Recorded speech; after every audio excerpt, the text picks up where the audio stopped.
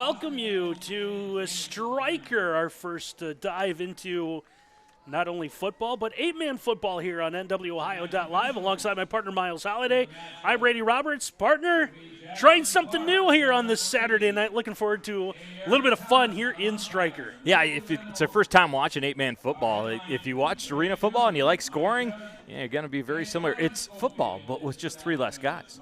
Well, simple as that, I guess. Yeah. So we'll give it a shot, see what's going on tonight. So our matchup tonight has the Spartans of Waldron coming to Stryker to take on the Panthers. And partner, let's dive into these two teams. Let's talk a little bit about Waldron coming in at 2-6, started 2-1, have since dropped 5 straight. As you take a look at the starting lineups for both offense and defense for Waldron tonight. Yeah, Waldron is a team that is very familiar with Stryker. These teams have seen each other 3 times already this year through scrimmages, so a lot of familiarity and what kind of maybe trick plays or something different you can show your opponent. And a lot of times if you're playing someone for the second or third time, you use the tendencies that you showed to kind of trick the opponent, see what Waldron has planned for Stryker here tonight. Let's see the top 3 names of the offense. They're going to carry a lot of this team. That is quarterback Seth Williams, running back Colin Williams, and Sam Williams listed as the fullback. They do a little bit of everything. Seth through 4 games, 52 of 111 for 628 yards,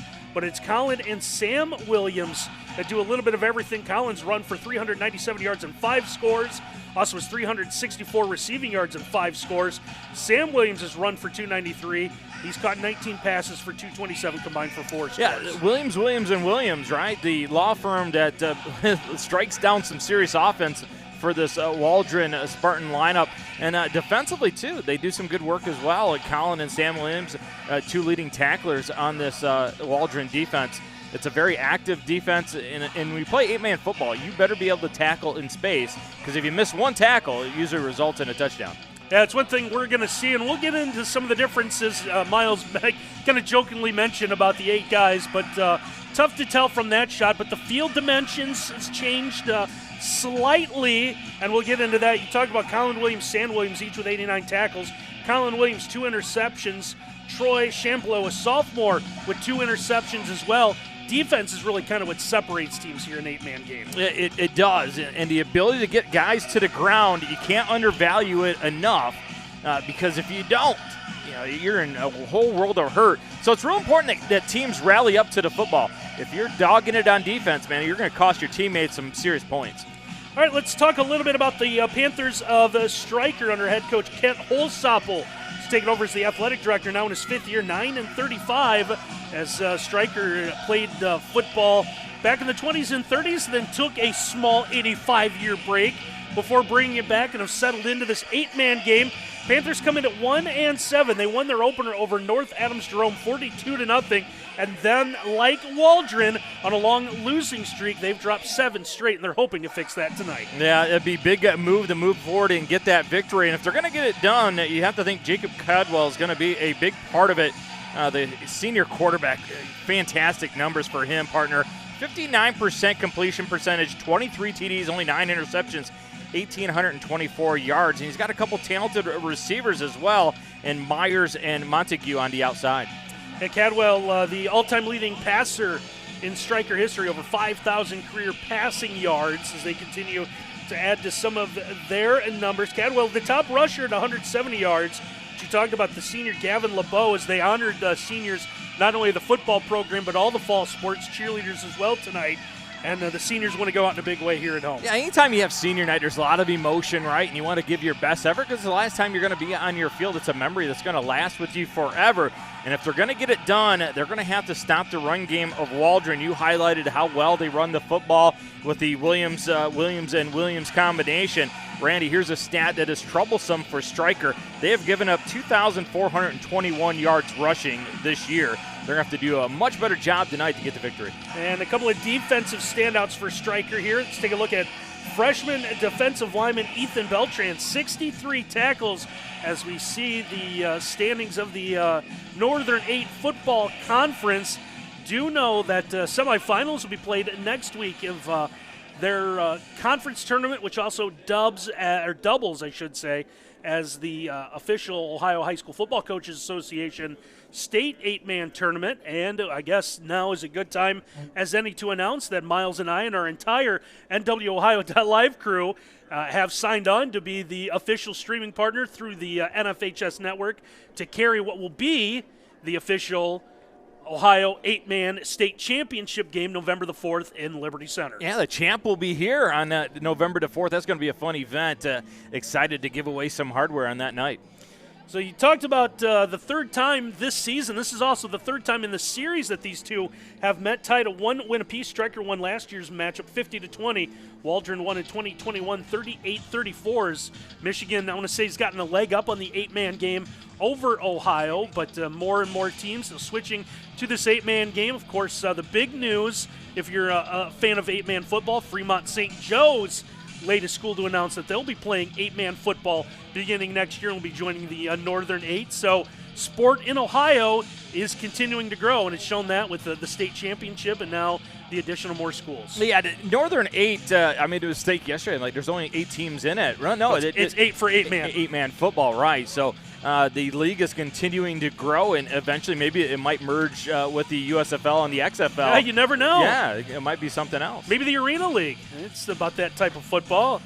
Let's take a look at everyone's favorite partner, pregame partner. Let's take a look at our keys to the game tonight, and let's start with the Waldron Spartans. Yeah, number 1, limit splash plays. What are splash plays? Well, those are big plays. They got their work cut out for them in the passing games.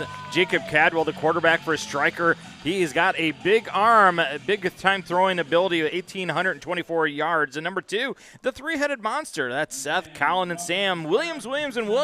Make sure those guys get the football a lot today. And then number 3, this is Sparta, right? You remember the movie 300? Mm-hmm. Remember King Leonidas? Remember that? You know how many people have said, I look like King Leonidas in that movie?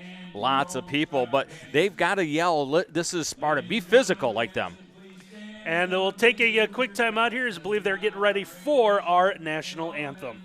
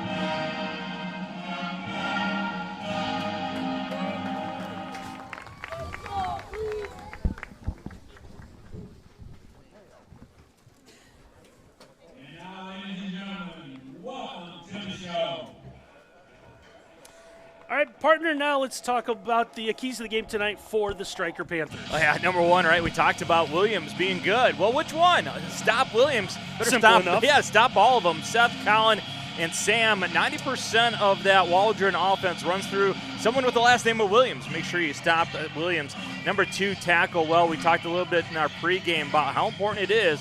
This is a team that has given up nearly 2,500 yards rushing. You better rally up against the run game. And then attack the DBs. You said that they have about 4 interceptions in the secondary for Waldron. Well, go ahead and attack them.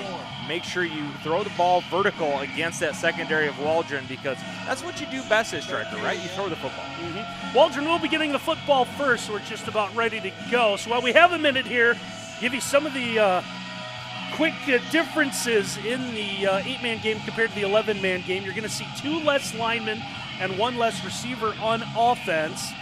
Defense will still have usually about a 3 or 4-man front, so it's really the elimination of the linebackers and a lot of defensive backs.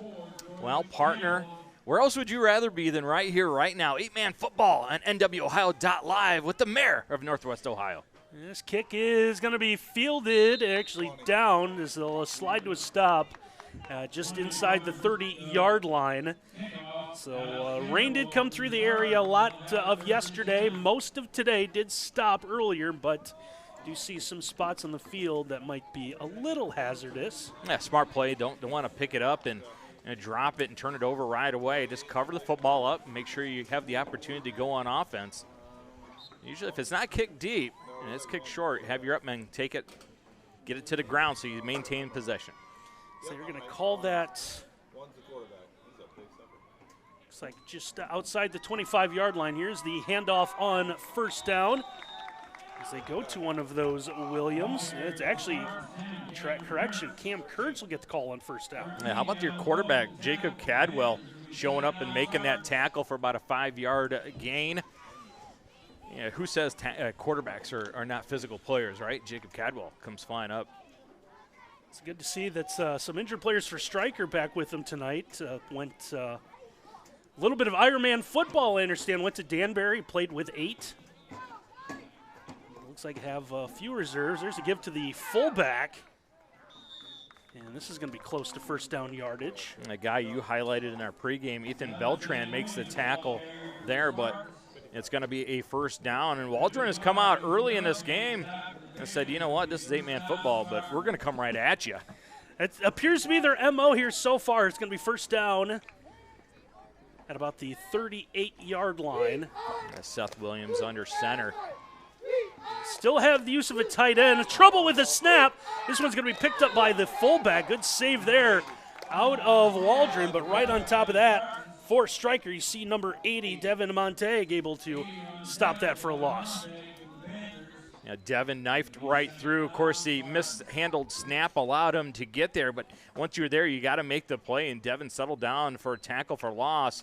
And it puts this Waldron team, who came out running the football really well, now behind the sticks. Let's see what they do. Yeah, loss of about 2 on the play. It's going to bring up 2nd and 12 from the 36-yard line. You see our scoreboard tonight brought to you by 3-Chord.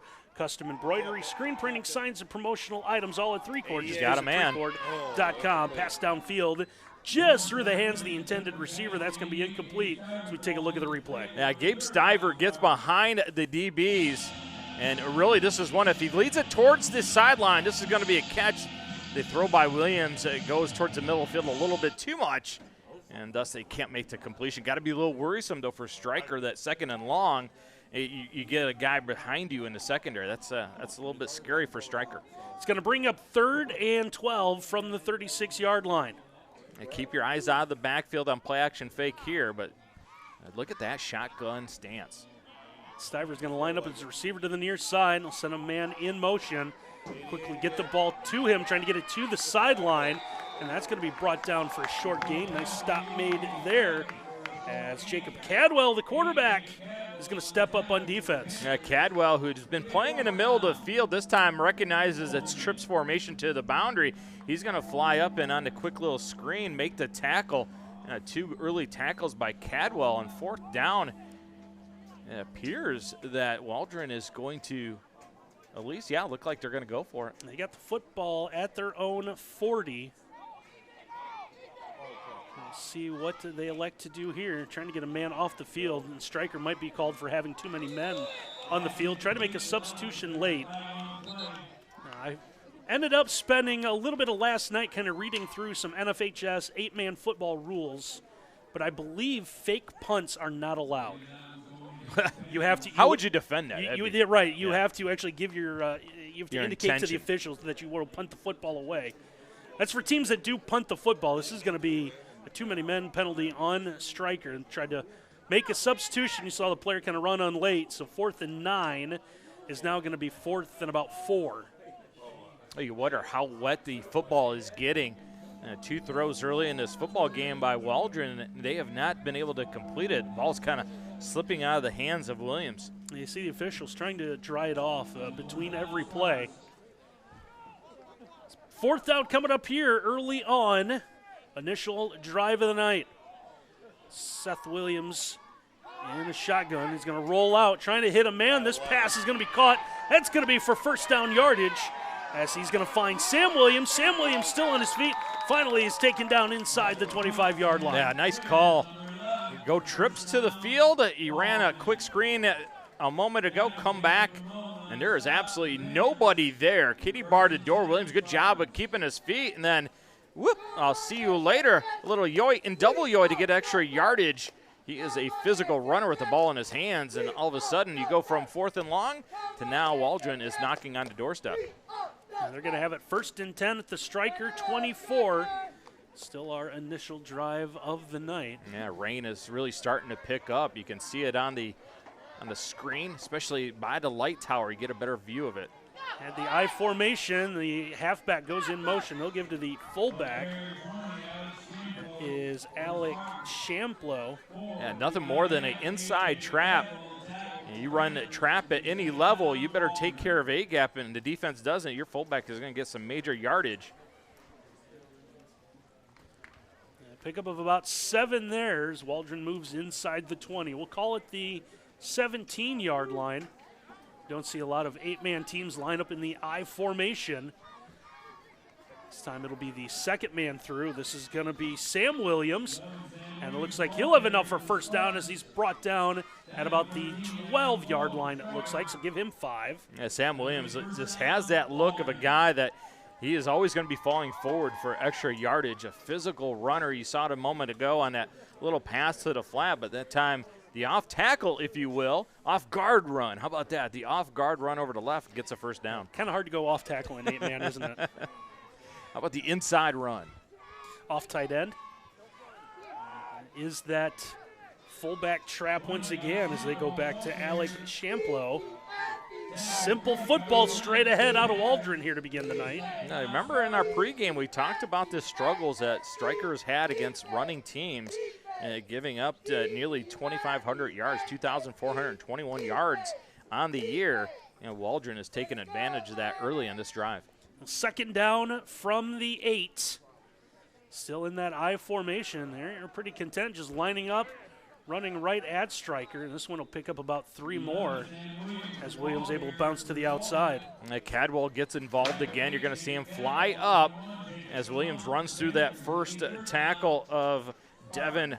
Say that last name again for me. Montag? Montag. Devin Montag tries to make the tackle. Williams runs right through it, but Cadwell stops it.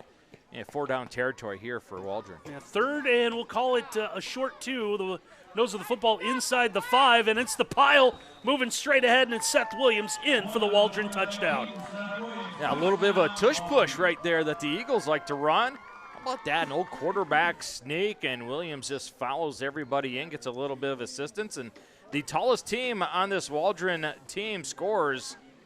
Tallest player on this team scores, and that penalty on the 4th down and long really assisted, helped Waldron out get points early.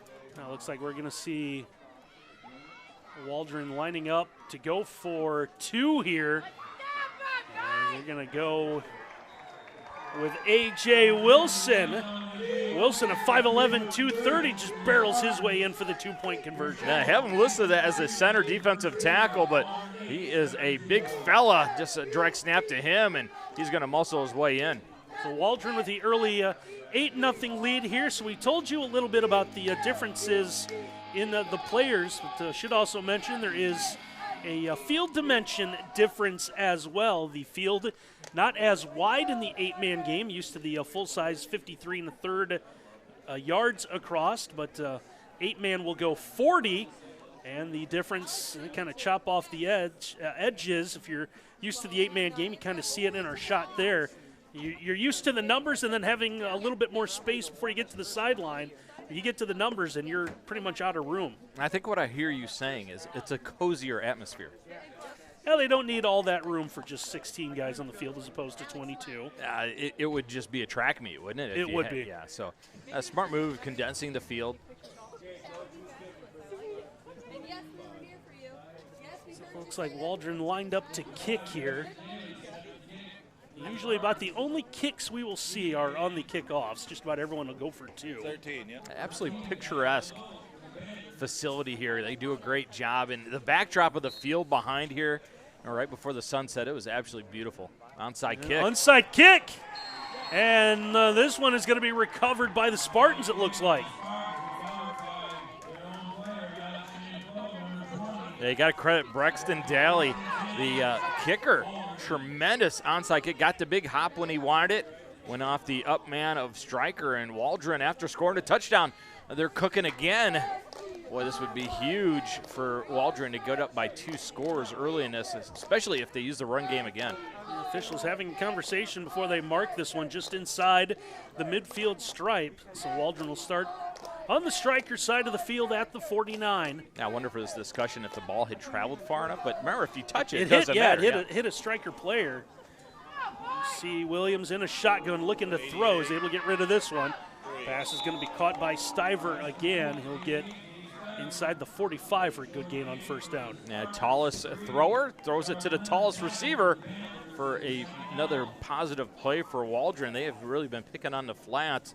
Stiver had an opportunity at a big play earlier in this game, couldn't come up with it. That time sure-handed. Get to about the 43. We'll call it about 6 or 7 on the play. Second and short coming up here for the Spartans, taking a long time to huddle. Still plenty of time. Williams in the shotgun again, under a little bit of pressure. He's able to get rid of this one. It's going to be caught by Sam Williams, who's going to weave his way in, looking for some open room, and is going to be brought down at about the 10-yard line. A great touchdown-saving tackle by Gavin LeBeau. You see Williams finds Williams again, and usually the first man does not make the tackle, and that is the case again as Carl Glenn tries to get the ball out, but Williams is going to keep on trucking. He has been impressive early in this football game. Yeah, Cadwell kind of sold out, tried to get the interception, just missed it. And now the Spartans set up first and goal, nose of the football inside the 10-yard line. Go to that first man through again, back to Champlow. Champlow will get a couple of yards. Eli Capps kind of crept up on a blitz, came through the guard position and caught from behind, or else it would have been even bigger yardage for Waldron. And I think that's something that Stryker is going to have to do, keep moving forward, right? They have shown that if they just stay pat at the line of scrimmage, Waldron is more physical early in this game. Second and goal from right around the 7-yard line. Williams with a fake, rolls out, has a man open, and this is going to be in for a touchdown. This time it'll be Troy Champlow, number 4, able to bring that in, and Waldron adds on to their lead. Yeah, really nice play-action fake. Quarterback gets his head turned around real quick. See it right there, snaps it. Play-action fake held the defense, and it's just one of those, you kind of baby it to the receiver, right? You don't want to throw it too hard. And nice catch by Champlow for the touchdown. So we will see Waldron again. It looks like they plan on going for 2.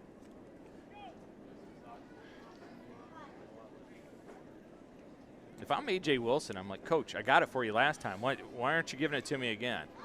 Line up in that heavy formation. This time it'll be Seth Williams. Williams will begin, and he'll add on the 2 points. And now 16-0. Waldron leads this one over Stryker. Still 5:11 to go in the open quarter. You see on our 3-cord scoreboard. Want to tell you that our broadcast tonight brought to you by Willis Electric, industrial, commercial, and residential contractors serving our community and beyond. Visit Willis.com to learn more. Well, if you're Waldron, do you try the onside kick yet again? Yeah, think about it, don't you? Yeah, you do, because the ball is very slick. The rain has slowed up just a little bit right now, but it's still a factor. You have all momentum in the world, up 16-0. Stryker has not yet ran an offensive play. Hey, go ahead and do it. We'll see how the Panthers respond. They've been punched in the mouth here early on in this one.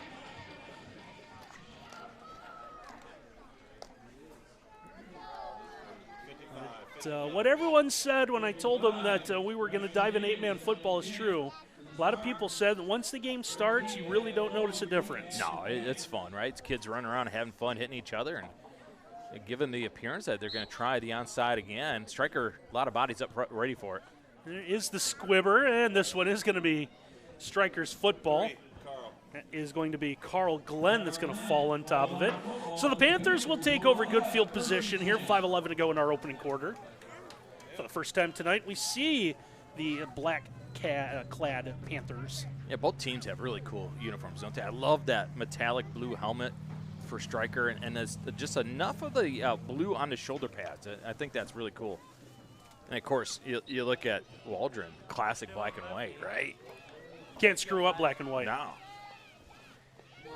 So here's senior quarterback Jacob Cadwell in a shotgun. He'll have a back come with him in the backfield, and Gavin LeBeau. Now they're going to line up in the super eye, almost like the wishbone. Running the option here on first down. They get it out to LeBeau. Good job by LeBeau trying to turn the corner. Yeah, it's just going to be a little inside fake. Williams is going to bite down on it just enough. Nice little left-handed pitch by Cadwell, and Katie bar to the door. Nobody outside. Positive yardage on first down. It's going to bring up a second and about 4. Shamplo came flying up from the safety spot, made sure that the tackle was secured. Otherwise, that might have been a touchdown for Stryker. Cadwell will have the back come up beside him in the backfield, looking to pass. Can't find anyone. He's going to take off and run. He'll have the first down and more as he's going to put this one away, and he's finally going to be brought down. Looks like inside the 30-yard line as Troy Shamplo makes a big stop. Yeah, he's looking for the post route to open up. A little bit of patience, and then says, you know what, I can just tuck this and run. And Shamplo again on a touchdown-saving tackle. He's been a sure tackler early for this Waldron defense. First down just inside the 30-yard line for the Panthers. We'll see a stack receivers each way. Cadwell gets the snap. This one is going to be complete. As he will find Gavin LeBeau again. Yeah, it's a nice concept, right? You stack the receivers so you can clear it out with the top receiver and then run a slant underneath. Very tough, especially if you're going to play man coverage against it to stay on both receivers. Solid pick up there. It's going to bring up second and about 2.5 it looks like. Panthers have hit their stride here, not letting what rain that did fall stop, although it did look like it has let up or almost stopped. See those two backs coming to the backfield with Cadwell again. This time they'll give to the first man through. It's going to be LeBeau once again. Looks like he's going to be just shy of the first down. Take a look at the replay here. Yeah, see, Williams comes upfield. Nice little block by Chappell. Next thing you know, the running back is by for big yardage. Third down and short. Big opportunity here for Stryker. It's 3rd and 1 coming up here for the Panthers.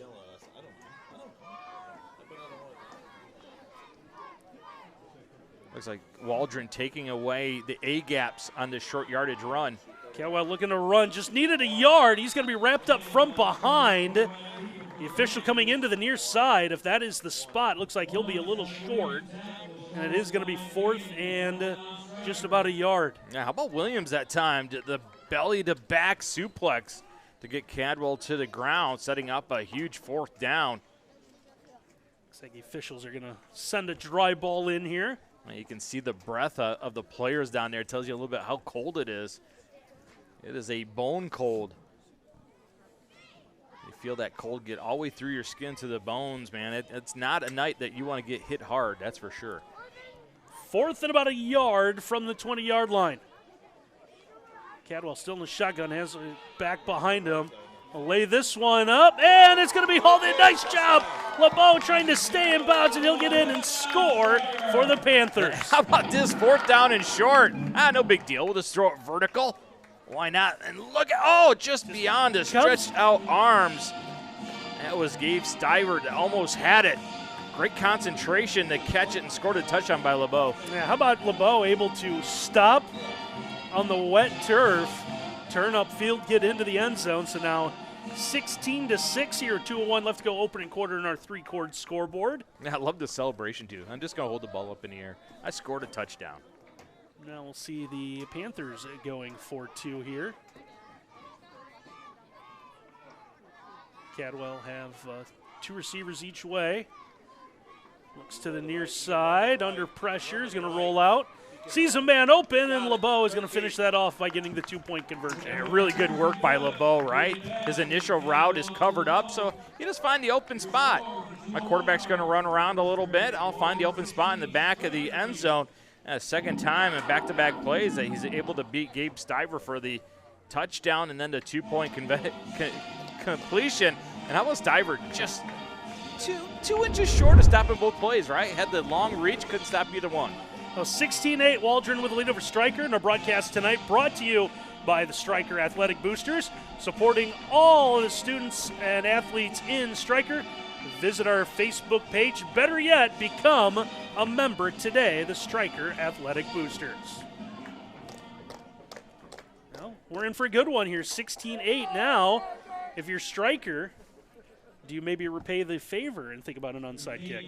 Oh, yeah. You look at the up guys for Waldron, especially that they have them spread out so far, and try and take advantage of that. And maybe you get that Panther scream out of the PA announcer a little bit more. You like that, don't you?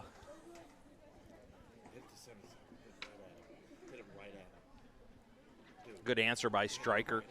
First time they touch the football, they go down and put one on the board after Waldron, their first 2 times, put it on the board. So LeBeau sends this one for the corner. That one heads out of bounds. Kick out of bounds will be a penalty.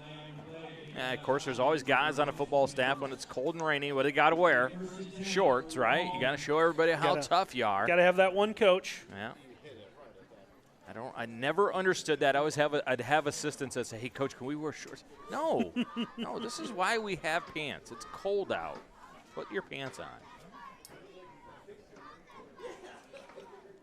So Waldron will huddle. Looks like they're going to take over at the 35 here late in our opening quarter.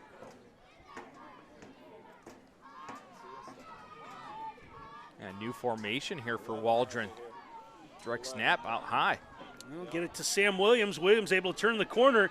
Heads upfield. He's going to have enough for the first down as he's going to be skid to a stop near the midfield stripe. Boy, this is a big-time pin and then pull everybody. Do you remember the old John Robinson student body left and right at USC? And this is a version of it. Look at all the white jerseys. 1, 2, 3, 4, 4 guys get out in front and lead the way. That is a convoy coming at that Stryker defense.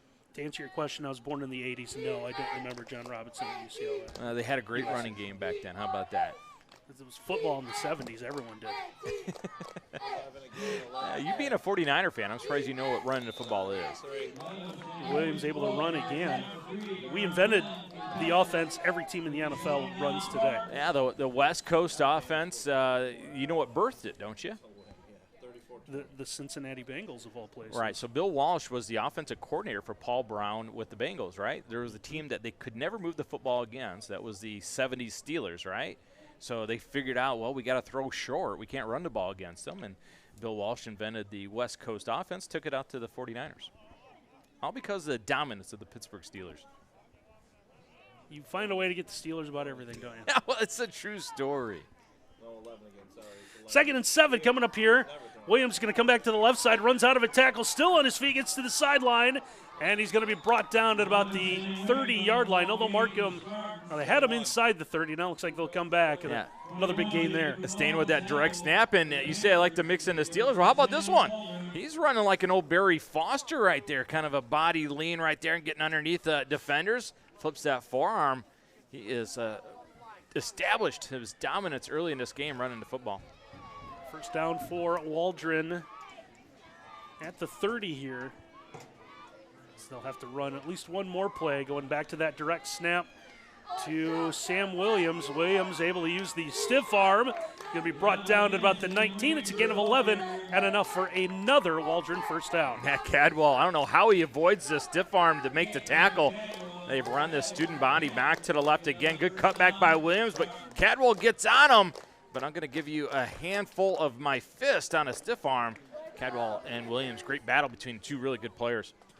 See if Waldron's in a hurry to run one more play before we get to the end of the quarter. Go back to that heavy look with Williams. They will snap it.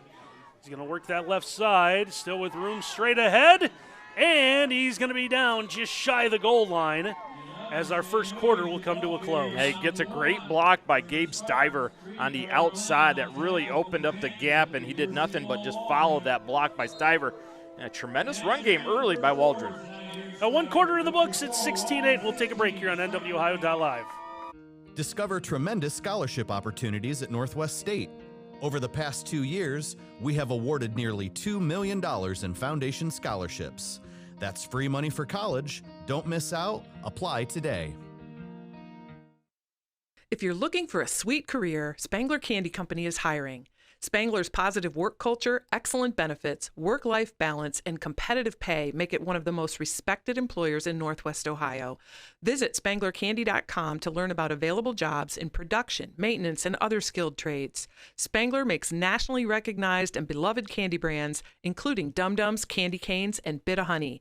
We'd love to tell you more about how you can grow with our company. Apply today at www.spanglercandy.com. And a broadcast tonight also brought to you by Optimal Performance Fitness. Fitness coaching in a team setting of like-minded individuals. Visit them at 1445 Scott Street in Napoleon. And Optimal Performance Fitness, if you haven't done so, great Twitter follow as well. Helped out Miles some information. Yeah. They come up with some crazy stuff. Great group of people, works with a lot of the athletes around here in Northwest Ohio, and they like to let you know when their guys do something, not only on a football field, volleyball court, golf course, just about anything. So visit our friends over at Optimal Performance Fitness in Napoleon. They helped us out last night. Wizard Wilder at Defiance. We had the Defiance and Ottawa-Glandorf game. They told us he runs 21 miles an hour at his top speed. That's fast. That's Randy Roberts fast. First and goal coming up here for Waldron as we begin the second quarter, going to the quarterback sneak to Seth Williams. Williams looking for the goal line. It looks like he's going to be short. A good battle at the line of scrimmage. I think it's Vance Chappell that comes up at the bottom of the pile, making the stop. That Stryker defense getting a little more stingy. Waldron knocking on that doorstep. Second and goal coming up here from, looks like just inside the 1 yard line.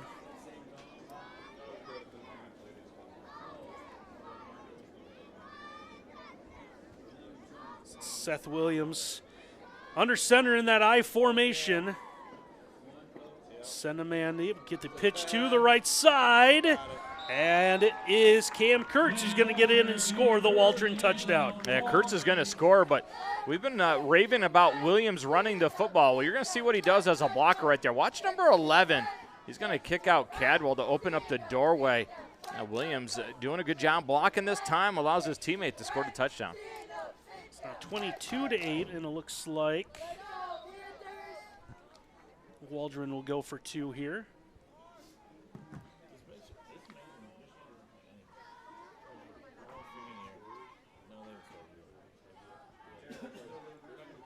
He got it heavy to the right-hand side. Two receivers to the right. Williams looking to throw, and this one is going to be incomplete. Looking for Troy Shamplow. A good effort by Shamplow, laying out, just couldn't come up with it. The sideline got involved, stopped the two-point conversion, so a little bit of a doorway opened up there for Stryker. 22-8, Waldron with the lead here early second quarter. When I say their broadcast tonight, also brought to you by Freedom Sales and Service in Napoleon. You see our friend Jason Leip. He will take care of all of your equipment. Hustler mowers are the new things in stock. It does a lot of winterizing as well. So at that time of year, maybe you mow one more time, maybe try to pick up some of the leaves. I'm not quite sure what to do with the mower, especially in the spring. You get it out for the first time, needs a little work done. Go see Jason Leip at Freedom Sales and Service in Napoleon. Guys our age, it's a sad time of year, right, when we don't mow the grass anymore. Put the white tennies are getting put right. I know, yeah, it's sad. I love mowing the grass. Jason, he's got a pretty good volleyball daughter too, doesn't he? Mm-hmm. She is a fantastic player. Laura also a senior cheerleader honored tonight as well. So big group of seniors being honored here tonight. Rexon Daly on to kick again. There's a squibber. This one will be fielded at about the 44-yard line. Smart play by Beltran, just falling on it. Yeah, wet football. I don't know if we're going to see a lot of kick returns this evening.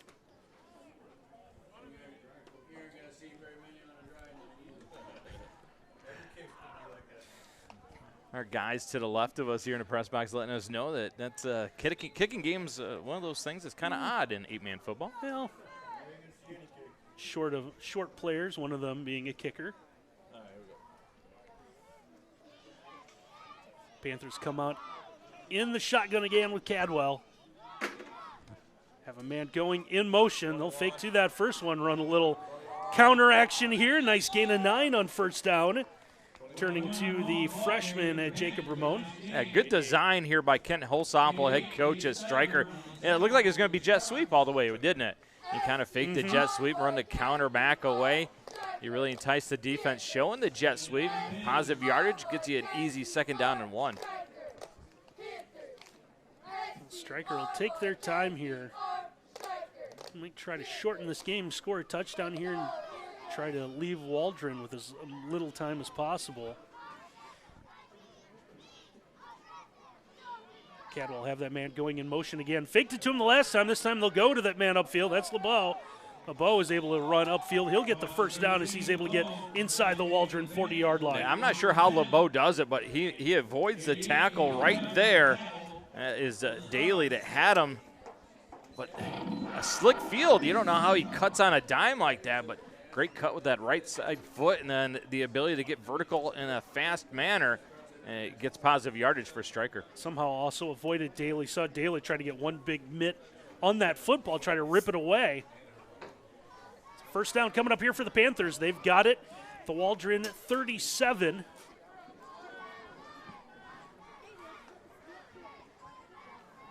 Cadwell running the option. He's going to keep this one, cuts upfield. And he will take a big hit at about the 32-yard line. All option quarterbacks love this one, right? You got a guy scraping over top. He's got you dialed up. He's going to run right through you. And what do? Give him a little, ooh, I'm going to pitch it. Oh, no, I didn't. I fooled you. And Williams just a little bit too aggressive, runs right by the crafty Cadwell for positive yardage. It's going to bring up 2nd and about 6 here. It was McElhenney of SMU, the greatest option quarterback of all time. I would say Jamel Holloway at Oklahoma. You know, Frazier, Nebraska might get honorable mention. Really good. Tommy Frazier. Yep. 2nd and 6 coming up here. Cadwell looking to throw. Looks like trying to set up a throwback screen. Instead, this one's going to be incomplete. It is Vance Chappell. So this is now a good time to bring up the other rule that's a little bit different. Everyone on offense is an eligible receiver. Yeah, Chappell was all by himself. You know, he was thinking about celebrating in the end zone before he caught that one. Just took his eyes off it a little bit. And in wet conditions, you got to watch that ball all the way in. So 3rd and, say about 6 or 7.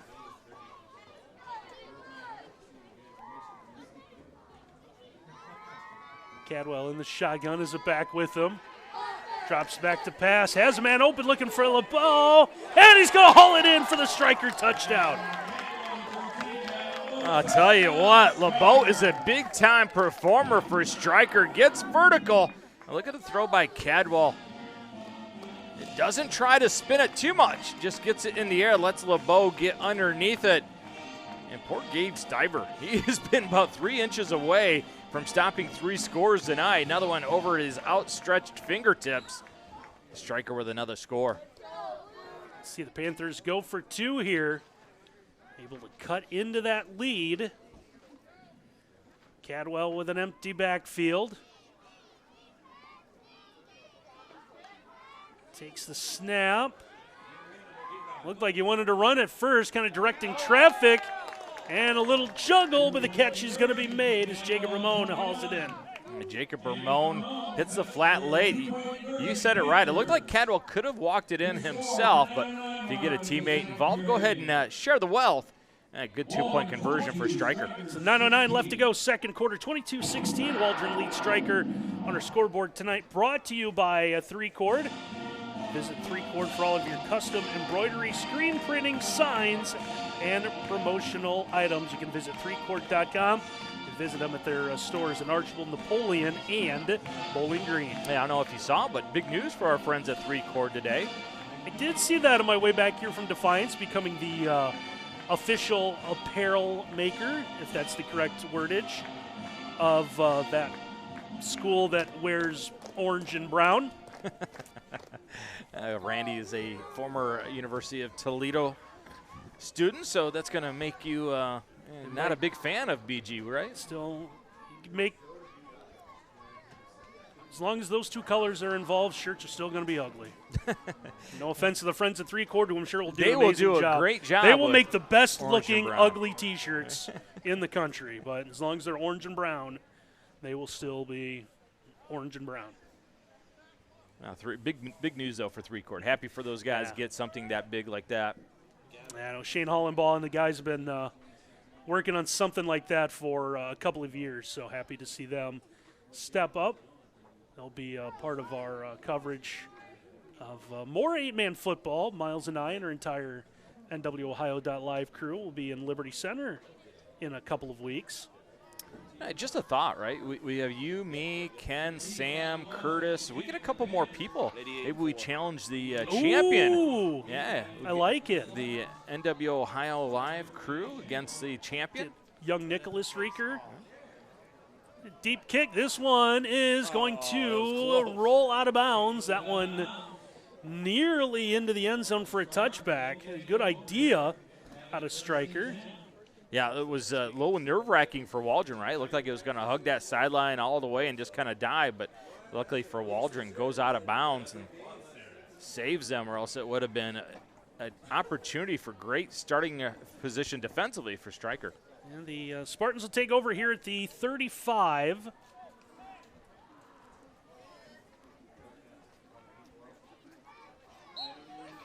And kind of lining up and running at Stryker, and that seems to be the case here on first down.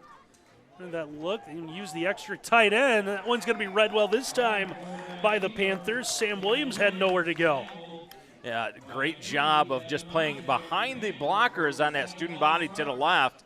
You always tell linebackers if you can shoot that gap and make the tackle, go ahead and take it. Really good work that time by Chappell to get Williams to the ground. A loss of 2 on the play is going to bring up 2nd and 12 back at the 33-yard line. Yeah, Williams goes over to the sideline to get the play and brings it into his teammates. Yeah, not as far to go. Not nearly. He'll still get his 10,000 steps in tonight. Yeah, it helps guaranteed knowing that you're playing both offense and defense. You don't usually see 5 linemen in the 8-man game. That's what Waldron's going to do here. Seth Williams looking to throw. This one's going to be incomplete as Williams nearly laid out trying to get rid of that one. Yeah, Williams a little bit slow to get up, kind of shaking his head. Didn't know if the back of his helmet hit the turf or not, or he was just lamenting the fact that he had a receiver that he missed. Yeah, 3rd down and long. Let's see what Stryker dials up defensively. A good answer, though. This looked like early in this game, Waldron was just going to run the football all over, but Stryker has answered with a couple scores and now is stiffening up defensively. 3rd down coming up here, 3rd and 12 from the 33. The longest time Waldron's taken in the huddle. They still break it with plenty of time. Yeah, just now getting to 10 seconds on the play clock. Williams in a shotgun is alone in the backfield, looking to get rid of this one. Double pumps, throws this one downfield. That one's going to be incomplete through the hands of Troy Champlow. Yeah, Champlow kind of takes the route back inside after they run the wheel. If he stays out true to the sideline where he should be, I think he catches this easily, and this is a touchdown. But he kind of drifts back towards the numbers instead of staying to the sideline. That cost them an opportunity. Oh, 4th down coming up here.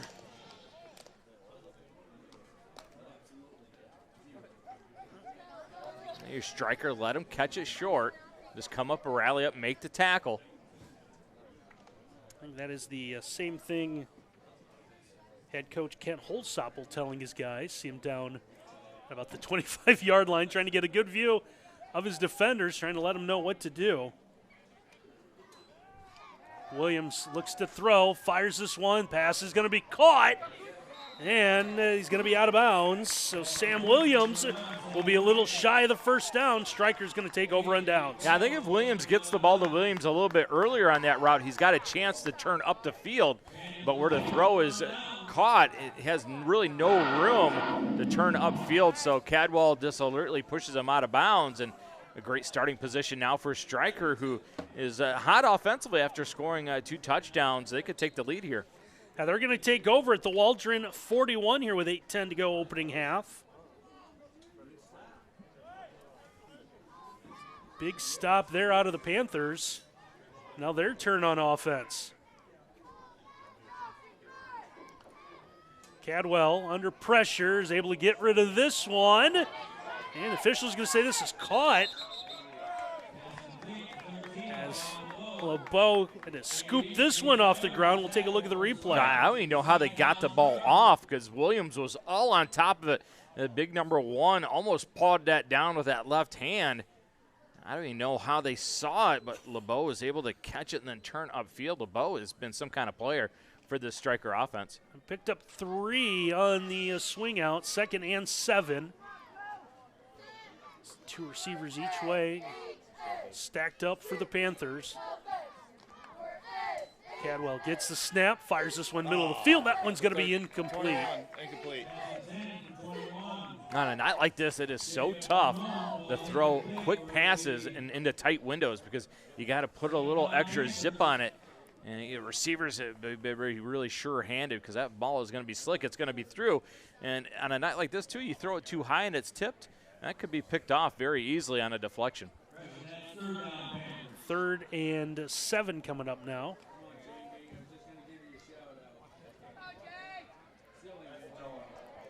So the official trying to get him to change the down box. Waldron looks like go 1 down lineman and 2 stand-up blitzers. Cadwell under pressure is able to get rid of this one. He's got Ramon wide open, able to cut upfield out of 1 tackle, and is going to lose the football, but it looks like he was out of bounds at about the 10-yard line. Cadwell leaves the pocket, and it kind of forces the secondary to come up, and therefore everybody leaves Ramon. And Ramon gets up the sideline. Better put that loaf of bread away because Williams is going to come get a couple slices out of it. And very fortunate for Stryker that ball rolls out of bounds. Pick up a 27. Now, interesting here, football is outside of the 10-yard line, but we see just the down box. So we're going to call it 1st and goal.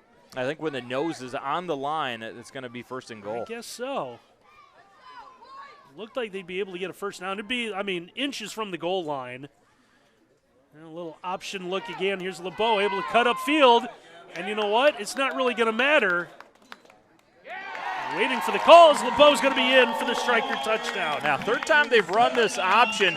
Williams is ready for it this time, but Cadwell, you see what he did there, partner? Instead of carrying it towards the defender, he just stopped. Allowed the defender to come to him. That allowed him to have room for the pitch. Smart play by the quarterback, Cadwell, to get that pitch off. Well, now we are tied 22-all. Still 7:39 left to go opening half on our 3-court scoreboard.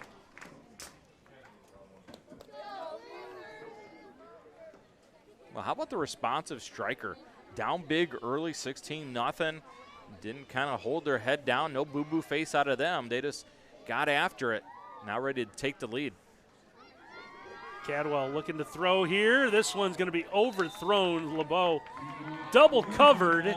The 2 points going to be no good. Yeah, it's Alex Champlow who just kind of passed the receiver off, stayed in his responsibility, waited for another receiver to come in his area and defended it really well. Nowhere really to throw the football. Thus, we're still tied at 22. It's a good one here so far in Stryker.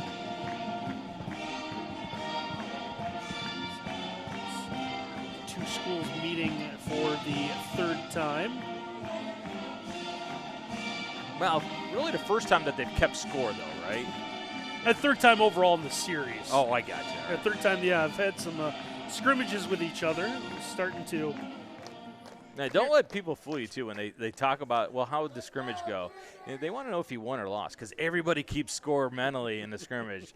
And the coach says, oh, we did some good things. We didn't really keep score. That's the guy that lost the scrimmage. The guy that says, yeah, we won the scrimmage, he knows that because they kept score. Is that how that works? Yeah, it does, because football coaches, I don't know if you're aware of this, very competitive people. Just football coaches, though, huh? All right, all coaches. Okay, because I count a handful of also coaches in this box who would probably also tell you the same thing. Well, that's why you go into coaching, right? You're one of those I enjoy people. having my hair, and so I'm not pulling it out after losses at the end of the night. I noticed you don't have any gray hair. I do not. This kick out of bounds as well. So Waldron will take over the 35-yard line.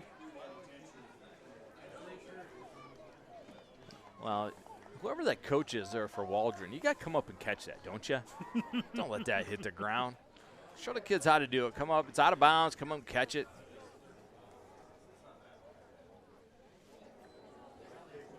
Waldron came out just dominant early, running the football in that I formation.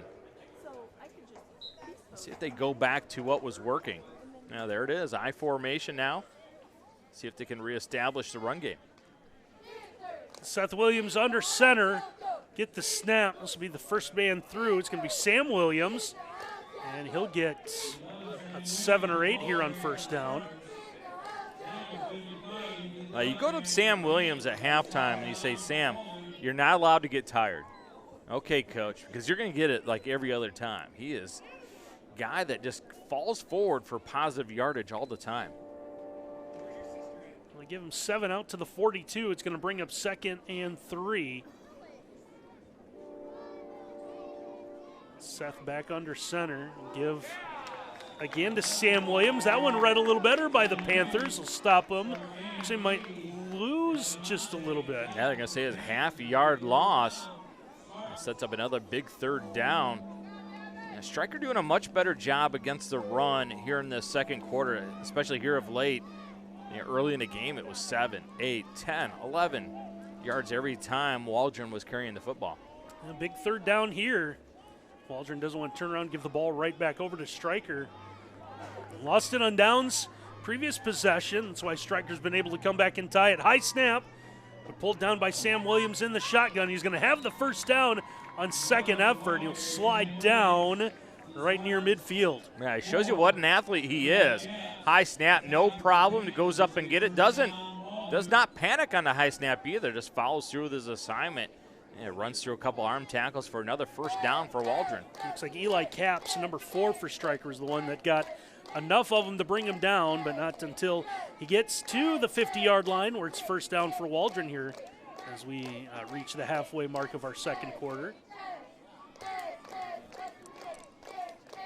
Williams will give to Williams again. Sam Williams this time will work the left side. He'll get about 2 or 3. Vance Chappell again makes the play. Number 50 for a nominal gain. Did they give him about a half yard They maybe? give him much there. And having, is there a helmet issue with someone? And it looks like a timeout. So it looks like the officials are going to have to. The timeout on the field, we'll take a quick timeout here. 22 all in Stryker.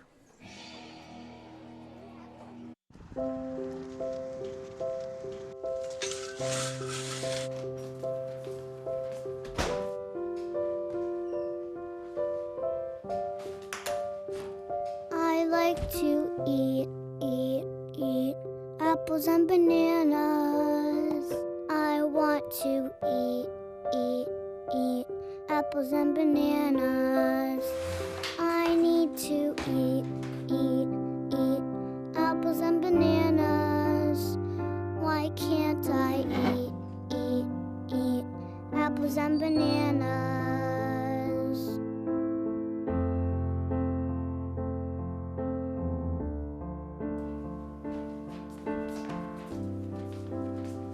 Support the Feeding America nationwide network of food banks to help provide meals to those in need. Go back to live action here. Second down after the timeout. Good job getting rid of the football. As as Alex Champlo was able to get this one, able to turn upfield after the pass catch, and it looks like he'll have enough for the Waldron first down. Now, Waldron has made a living of dumping the ball off into the flat and getting positive yardage. And Williams doesn't have to do too much with that throw, just get it into the open receiver's hands, and another big play for Waldron offensively. So give them first down on the Stryker side of the field at the 36.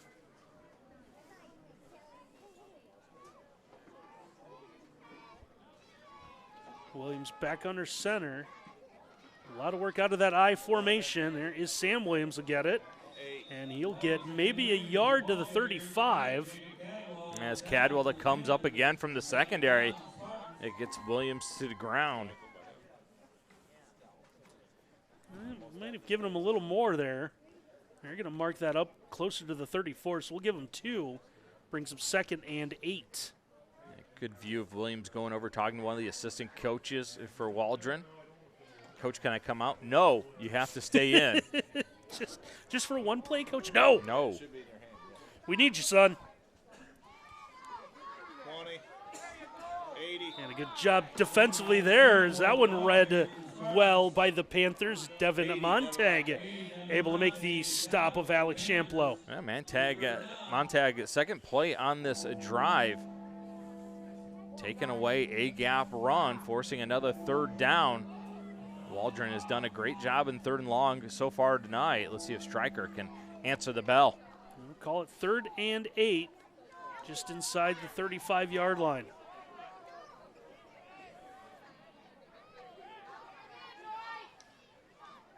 Another bad snap. Williams able to corral that. Had him leaning towards the far side of the field, had to run that way. He's going to be chased out of bounds. It's going to be about no gain and a big 4th down coming up here for the Spartans. Yeah, it's a tough ask, right? It's a slick ball. You're going to put the quarterback normally at 5 yards, but when you go in your power set, you put Williams at 7. And a snap to the right. The bad snap really threw the whole play off. It was going to be a power run to the left. Williams barely caught it. By the time he caught it, there was no blocking in front of him. 4th down coming up again for Waldron. They got stopped once earlier. And I'll let Stryker take over with the football and eventually tie this one up. But it looks like Spartans want to talk about this one first. Yeah, they had a mismatch outside. They put Stiver as the last receiver towards that Stryker sideline. Had a mismatch. If they wanted to throw it up to him, he might be able to go out and out jump a 50-50 ball and get it. 4th and 8 will be the play coming up here following the timeout.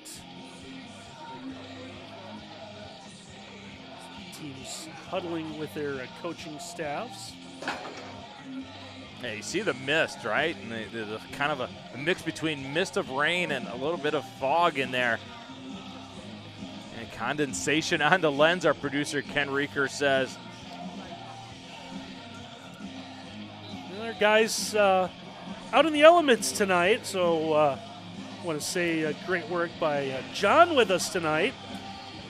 Hey, John Curtis. Tripodi and Curtis Aldrich doing a great job battling the elements. So, Curtis giving everyone lessons on the difference between the 11-man and 8-man games. I'm not sure if you know this, but Curtis is an expert in a lot of things. So he says. 4th down coming up here for Waldron. Williams looking to throw, gets rid of this one, and that's going to be held short. 20.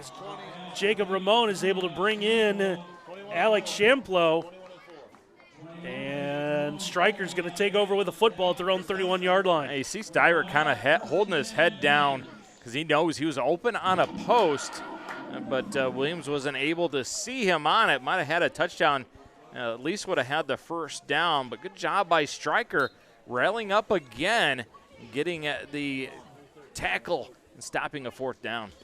Plenty of time for him to try to take the lead here. 3:13 left to go, opening half on our 3-chord scoreboard. See, Ramon is the man in motion now. LeBeau will go. Fake that double reverse. LeBeau able to turn upfield. He'll get some positive yardage on first down. Yeah, LeBeau's just one of those guys that might have a force field, right? He's going to run through 1, 2, 3 tackles. This is well read by that Waldron defense, but you got to get him down to the ground. can't do it because he is just too wily. He got a couple of yards out of the play. We'll call it 2nd and 8 at about the 33-yard line. A couple times Daly's had runners at the point of attack, could have got him to the ground, but isn't able to get the black jersey to the ground. Cadwell looking to throw. Has some time, lays this one out. That one's going to be hauled in. LeBeau on his way for his 3rd touchdown of the night. Will take this one 68 yards. The Stryker will take the lead. Now, big-time pitch and catch. LeBeau has just been a nightmare for Gabe Stiver all day long. They're going to throw a post to the middle of the field. How about that throw by Cadwell right over the shoulder? Just stride it out. It's nothing more to do but style and profile into the end zone. Stryker with the lead. For the first time tonight, the Panthers out in front, 28-22, and they will go for 2 once again. And since they were down 16-0, look at the score total, 28-6 since that moment. So they have battled back here. As we'll see 3 receivers go to the far side. Now one of those men will come in motion. Cadwell will get the snap, gets that quick pitch. Bo trying to get in for 2, and it looks like he'll get the corner, and he'll get in. The Stryker will take a 30-22 lead. Let's take a look at it. I'm not sure how he gets in. He has got 2 white jerseys. Gets those feet inside, gets the ball in a little bit, avoids the shoulder tackle, but Cam Kurtz, looked like Cam Kurtz had him all the way, but nobody stops LeBeau. It's 30-22. Stryker now in front here, 2:55 left to go, opening half on our scoreboard tonight. Brought to you by 3Chord. Well, partner, what do you think so far? It's been a lot of fun, right? Big play after big play, and you got to like the toughness of Stryker, who has answered the bell. Remember, it was Waldron that came out throwing haymakers with the run game, and Stryker was kind of on the ropes, but not anymore. They're the ones that delivering the punches. So the 8-man season wraps up here with their conference playoffs, which also doubles as the state 8-man championships. So Stryker, I believe, will be playing Sebring McKinley in the consolation bracket. As there is 5 teams, 6 teams playing this year. The top 4 advancing to the semifinals, which will be held next Saturday. And then the 2 winners will be playing in the inaugural Ohio 8-man state championship game, sponsored by the Ohio High School Football Coaches Association. That will be held at Liberty Centers. This kick straight out of bounds. A much better job by Coach over there coming up and catching it, right? I don't think he had to come up and catch it. I just think it went right to him. Well, last one he kind of just ran away from, hit in front of him. Not that time. But we'll talk to him about doing a fair catch over there next time. That's true. Well, obviously, this is by design by Stryker, right? And just kicking it out of bounds. Yeah. It's to give your guys a little bit of a rest. That's about the only chance they get. Now, they do have looks like a few guys back from injury. Played down to 10 for a while. And talking to one of their assistant coaches, had really about 8 healthy bodies in the game a couple weeks ago. Williams looking to throw, and first down rolls out. That one's going to be incomplete. So he had Stiver downfield. Stiver unable to haul it in. Yeah, very fortunate for Stryker that this pass is behind Stiver, because this is going to be an easy touchdown had he been able to catch it in stride. Absolutely everybody for Stryker jumped on that play fake, and why not? Because Waldron's been running the football so well. It's going to bring him 2nd and 10.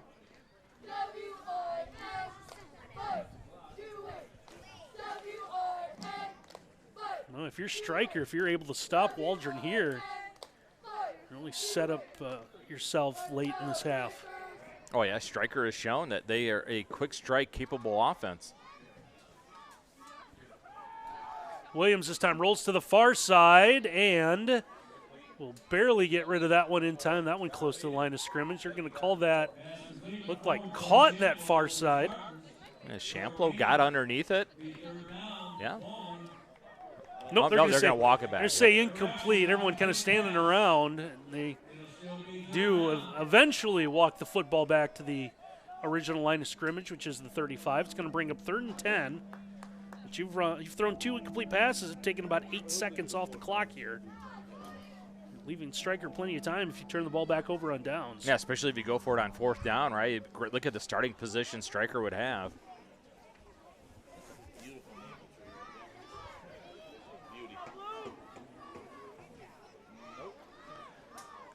Seth Williams back in the shotgun once again. Just kind of towers over everyone on the field.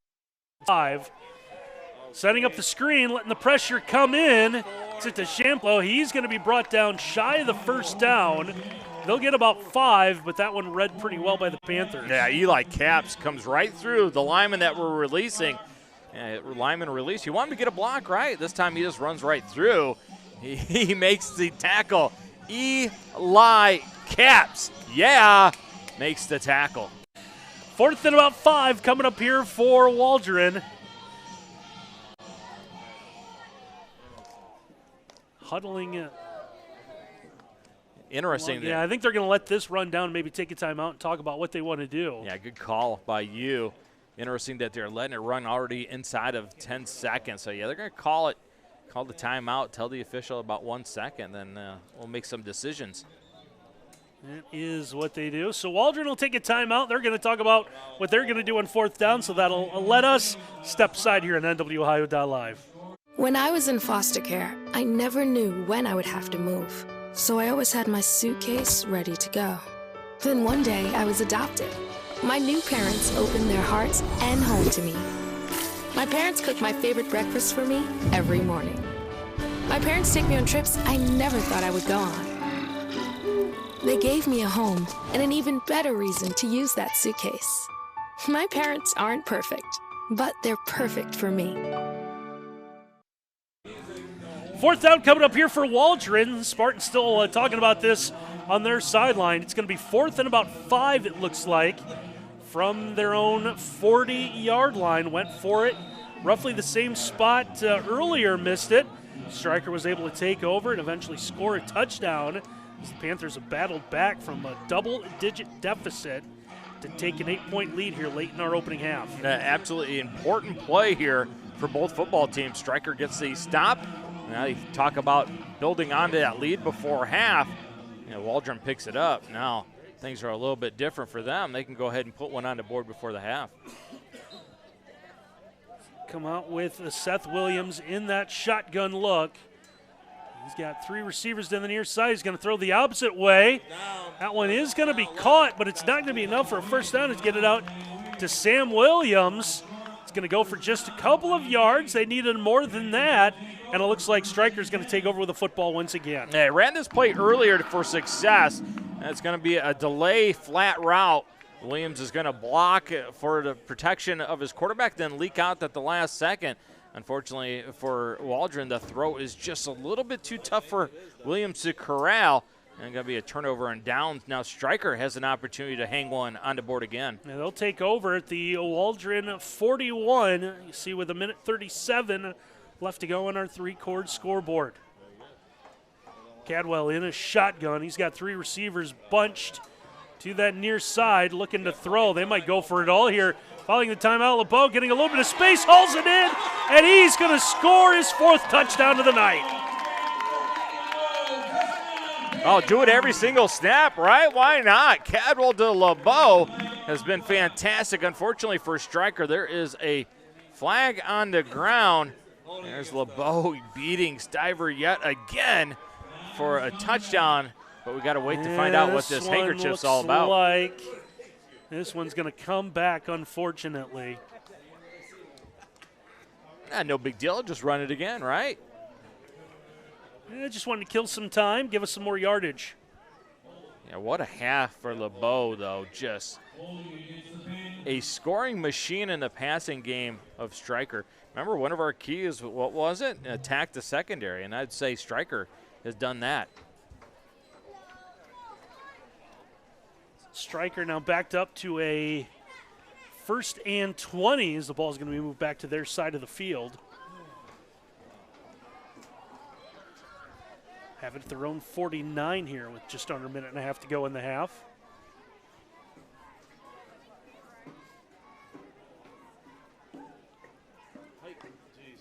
Cadwell in the shotgun, looking to throw under some pressure, rolls out. Looking to get rid of this one, fires it. That one. Nice catch. But Devin Montag just unable to stay in bounds. Now Williams gets the pressure on Cadwell, forces him out of the pocket. Cadwell, the nice athlete, though, finds the receiver late, just going to be too far out of bounds. Even had he caught it on the initial attempt, I'm not sure he comes down in bounds. Brings up 2nd and 20 from the 49. It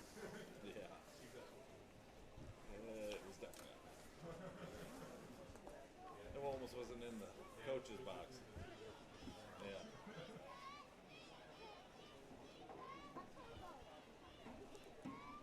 Cadwell in that shotgun once again. As Waldron moves Williams around, try to get him to chase after Cadwell. Throws this one downfield. That one is going to be knocked away, incomplete. That Gabe Stiver finally makes a play against LeBeau. That time playing behind him. Maybe that's what they're going to have to do. Just give him all kinds of short coverage. Let him take whatever he wants underneath, but play over top of him.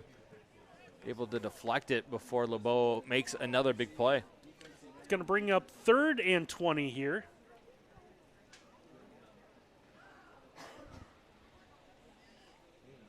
You're kind of in that no man's land, right? Do you throw the ball here and then maybe you have to give it away to Waldron again, and they have an opportunity now. It's one of those kind of no man's land, what to do with the time on the clock. 3 timeouts on the scoreboard it shows for both teams, although I think Waldron did call one earlier.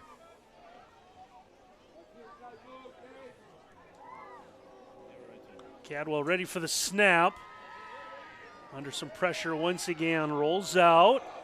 Gonna fire this one. Head a man open, middle of the field's gonna overthrow it, and this one is gonna be incomplete. Officials gonna say that hits the ground as Troy Champlo had a chance at it, so we're gonna take a look at the replay. Yeah, I think Champlo does not catch this. Good acting, though. This is many times, one of many times that Cadwell is able to get out of the pocket. Got to have discipline on your rush.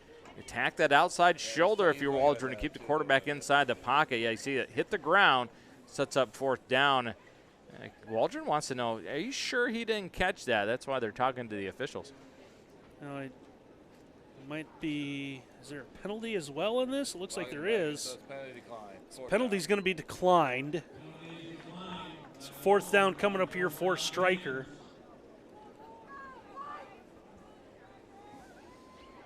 Loosen the secondary up. If you're Waldron, let Stryker catch it short, just rally up, get him to the ground. This would be a killer if you give up a 4th down and 20.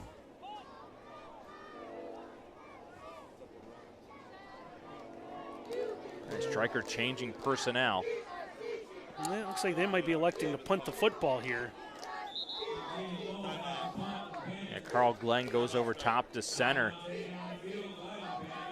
Yeah, so Stryker going to call timeout now, figure out what they want to do. So the timeout on the field will take one as well here on NWOhio.live.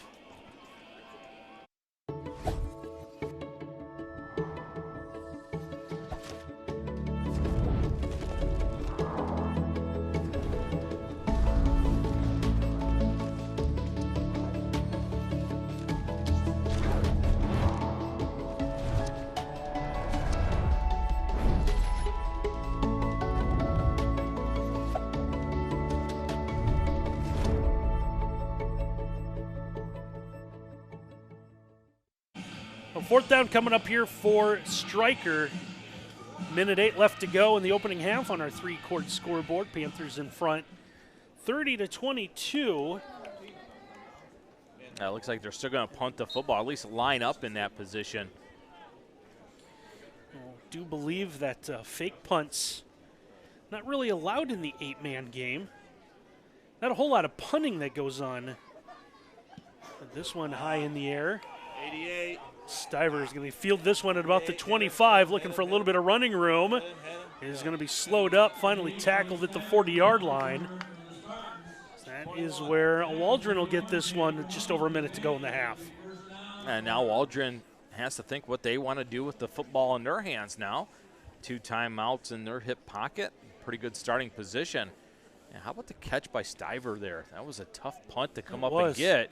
Looked like he had Stickum on those hands. Normally that's a ball that would squeeze out in today's elements, but not him. If they could get him the football. He hasn't had an opportunity on the offensive end. Been open a couple times, but they've thrown it behind him. See him coming out as a receiver here to the far side. Williams will have a shotgun with the back. It's a sidecar to his right. Seth Williams rolls out under pressure, fires this one. It's going to be incomplete. We'll get flag thrown. Hold things up momentarily. It's going to be interference, I believe, on Stryker. And this is tough because, the throw really has no chance. It's way behind the receiver. But when he stops, you have to avoid him, and you can't just run him into the ground. Just one of those unfortunate wrong place, wrong time type of penalties.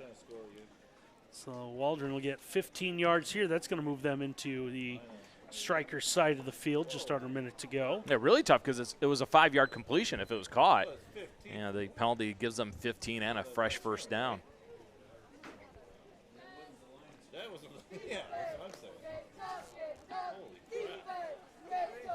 Seth Williams in the shotgun again.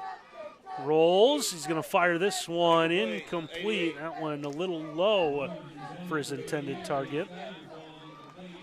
That'd be interesting if Waldron at halftime, if they don't get points here, they go in at halftime and coaches talk for a little bit before they talk to the kids and say, hey, we're not running the football. We need to get back to running the football. Late in this second quarter, it's been a lot of throwing with Williams. Get back to your bread and butter to start that third quarter.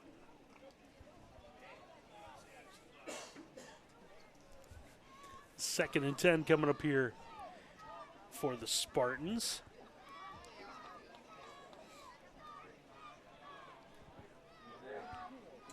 Williams in a shotgun looking to throw. Looked like he had some trouble trying to get a handle on that one. Fires this one downfield over the head of everyone. And we got another flag coming in. Yeah, they're going to get Cadwell getting a little too handsy with Champlo on the sideline. And it's going to be an out and then the up. And Champlo gives a little over the right-hand shoulder, goes upfield. Cadwell doesn't bite on it, but he's going to get a little too handsy, and they're going to call it. A tough call for Stryker. 2 interference penalties on this drive. That is going to be another 15 yards. So 30 yards on penalties here in this final drive of the half. There's still 48 seconds on the clock. A lot of time for Waldron. If they want to run the football, they can. The clock's not dictating that they have to throw on every down.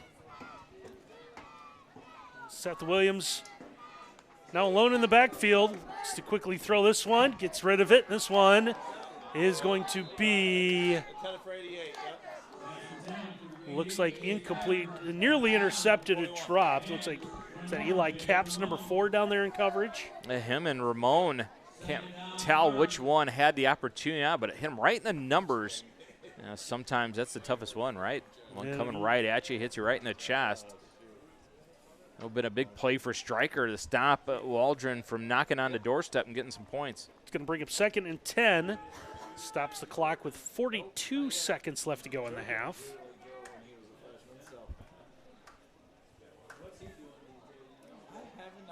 If this fog continues, Randy, in the second half, let's talk to Jamie Lee Curtis's people, see if she can make an appearance. Of course, star of one of the greatest movies ever, The Fog. You remember that one, don't you, Randy? I do not. 2 receivers lined up to the far side. They'll come back underneath. Pass is caught. Receiver's going to stay in bounds as they get that one out to Sam Williams. This is a fantastic tackle. Williams throws it out to Williams in the flat, and then come up, rally up, make the tackles. One of the keys to the night was to make tackles, and it's LeBeau that makes the tackle, and we're going to get a timeout. Now, what a first half for LeBeau. Yeah, Waldron's going to use another timeout here to talk about things. It's going to be 3rd and about 5, it looks like, with the final 30 seconds or so coming here in the half. Well, no doubt 4-down territory here, right? You're so close. At least give yourself an opportunity by throwing one into the end zone. You see our good friend Matt Clark down there, texting away in the purple jersey. And Yeah, he might be on social media giving everyone updates. I don't think that's texting. yeah, he loves to do that. Does a great job of that. And then got some media friends down there as well. And to give a report on the Bryan Lady Bears soccer team getting a big sectional win today. Hey, congratulations to them. Moving on. And of course, the state playoffs will begin next week in football. A lot of area teams getting in. Third down coming up here. Williams looking to throw. Looking for the end zone. That one's going to be incomplete. One kind of between two receivers. This is tough, right? You're going to leave the pocket, roll to your right, and then come back and try and throw it back to the left. That is a tough thing to do. Well played by the secondary of Stryker, denying any opportunity for a catch. You had both Sam Williams and Alex Champlo down there. Looked like Seth Williams might have had enough to maybe scramble for the first down. Instead, he's going to be put in a fourth down situation here. Fourth, and we'll call it about 5. It's like from the 25-yard line.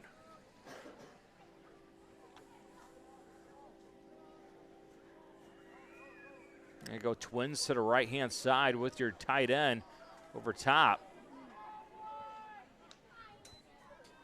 Seth Williams rolling out to that far side once again.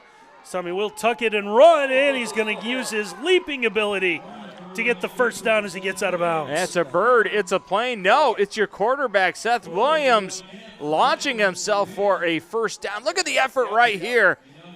Sees exactly where he needs to go. And it's Eli Capps, the man that gets in his way. Yeah, fantastic effort by your quarterback leading the way to get the first down. 18 seconds left. Waldron still has a timeout. So the whole middle of the field is still in play for Waldron offensively. They still break the huddle with about 23 on the play clock here. Williams able to get out of bounds, so it does stop the clock.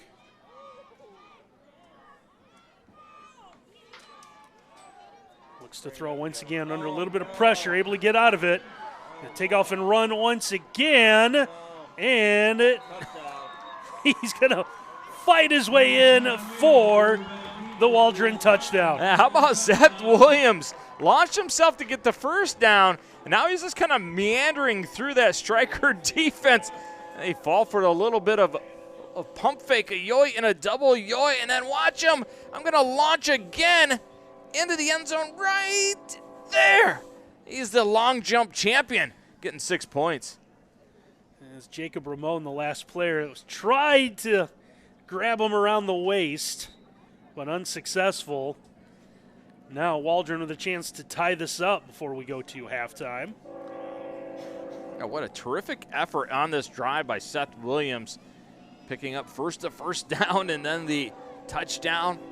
Gives his team a chance to tie this up right before half.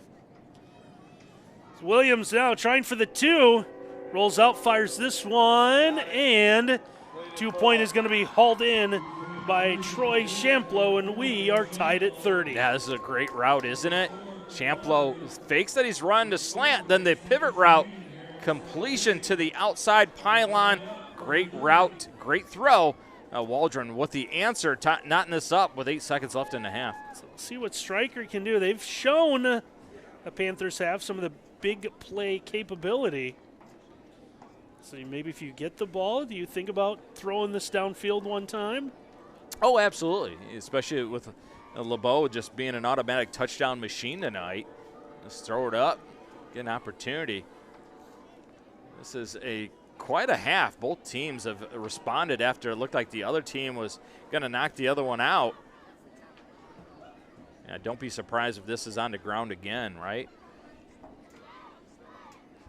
Let's see what Braxton Daly has planned for the kick. Yep. Got this one teed up, or just about teed up at the 40. Still waiting for the official to hand him the football.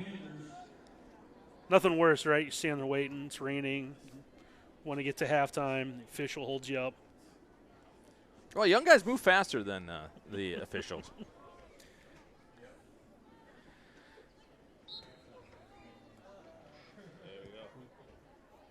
Daly sends this one into that second level. It's going to be recovered by the Panthers here. They'll have it about their 42-yard line. Yeah, with 8 seconds left, you might as well take a shot. Some of the Stryker faithful are saying, "Oh, take a knee, get in the half." But you've had a great combination all night long with Cadwell to LeBeau. How about you break out a little hitch and pitch right here too? Ooh. Now you take a look though at that Waldron second there. They're lining up already about the 35. Surprised they don't have 7 of their 8 guys back at about the 10-yard line. Yeah, definitely want to loosen up. Just don't get beat vertically if you're Waldron. Cadwell in a shotgun here. We'll see what they elect to do with that open look and get the snap. And they do. Well, they thought about trying to set something up. Crossing pass is going to be incomplete here. Stop the clock. 4 seconds left to go. I think Stryker might have had something set up. Yeah, I didn't know if it was going to be that cross and catch and then the toss on the guy coming back through. Yeah, it's one of the plays people like to run now with the end of half, end of game situations, because it is so tough to complete Hail Marys because everybody just plays back, and rightfully so, just knock it down. Second down here in what we assume will be the final play of the half. Give a little pitch here, trying to see if they can get some open space. LeBeau trying to get free. He's going to get out of bounds, but the half is going to expire. So try to get creative with them. Maybe trying to catch Waldron a little off balance here. Yeah, anytime you get the ball in LeBeau's hands, he's just one of those guys that kind of makes the defense nervous. I thought he gets by right there. He's going to have a chance up the sideline, but a really good play by Williams to knock him out of bounds. Halftime here from Stryker, 30-all between the Panthers and Waldron, and we'll have the second half for you coming up next here on NWOhio.live. Hey, Randy and Miles back with you here in Stryker, 30-all between the Panthers and Waldron as we get ready to begin the second half, the first 8-man broadcast here on NWOhio.live. That's Miles. I'm Randy. Hi, everybody. Cast of characters sitting behind us here. Everyone having good time. Been to Stryker a handful of times for basketball down through the years, and first visit here to this football facility began as the Stryker or the track, and they've added some football here the last handful of years. But the great spring, I guess now the fall and spring sports complex. Great host, right? So friendly when you come to Stryker. Free food for us, which we have taken a big advantage of. The little cookies, the cookies and cream cookies are amazing here. That's pretty good. If only there was anyone up here who knew anything about Stryker baseball. Stryker takes the first possession of the second half. What a great first half we had, right? Yeah, what a seesaw game. We saw Waldron score the first couple of scores, and Stryker able to battle back now. And both teams, it looked like they were going to take command of the football game at one point in time, and the other one would answer, and we're knotted up at 30. Big plays left and right. It's been a big play buffet so far. It definitely has been. So Stryker comes out with the football first here in our second half. See Cadwell in that shotgun look. Send a man in motion. And they will fake the pitch, go up the middle, and a good run on first down. Jacob Ramon gets positive yardage. Well, they're going to use the jet sweep motion again. They make it look like LeBeau's going to get the jet sweep and then come back with Ramon on the first down. Second time they've ran that play. First time for about 9 yards. This time get a first down out of it. They picked up about 11 this time. First down to the 48, just underway here in the second half. Someone's going to snap a long losing streak with a win tonight. Cadwell in that shotgun. This time will fake it, keep it himself. He's going to find room to the outside. Now it's a foot race down that far sideline. Out of bounds. And officials are going to say he's going to step out of bounds. They're going to mark him back at about the 27, but still enough for a first down. Well, the quarterback puts that left foot in the ground, and look how quickly he gets up the field touchdown saving tackle by Troy Champlo, or else Cadwell have been celebrating in the end zone. They've run that option, but it's been mostly a pitch variety so far in that game. This time Cadwell likes to keep it. A good gain there. Gets Stryker down to the Waldron 27. So Waldron early kind of line up, run at Stryker, kind of went away from that as the half progressed. Now Stryker's turn. Not quite doing it the same way, but lining up and running the football here. Cadwell sends a man out. This time it's LeBeau trying to break to the outside. This time he's going to be swallowed up, and he'll be thrown down. See where they mark his forward progress. He went backwards, but it looks like it's going to go for no gain. You got to believe Waldron at halftime, maybe on the wipe-off board or on the old blackboard, put 13. Pay attention to 13. Circled it real big with a couple exclamation marks. And wherever 13 goes, he's going to get a lot of attention in the second half. 2nd and 10. They'll say no gain on the play.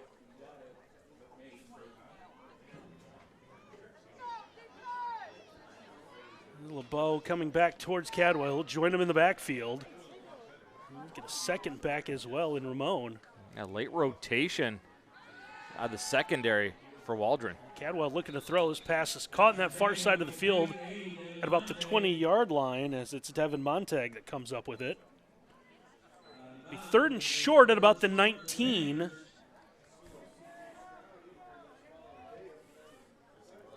Yeah, 4-down territory for Stryker, but a pretty good opening drive this second half.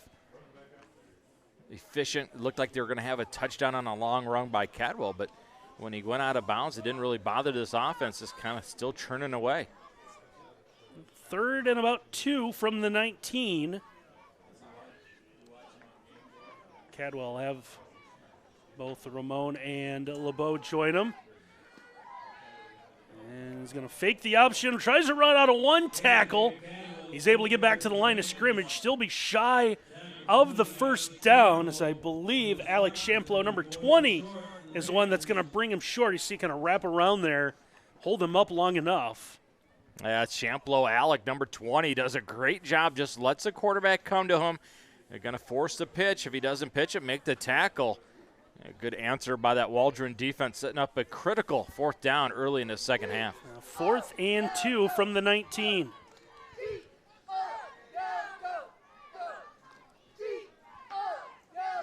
Cadwell moves the back around. He's going to look to throw.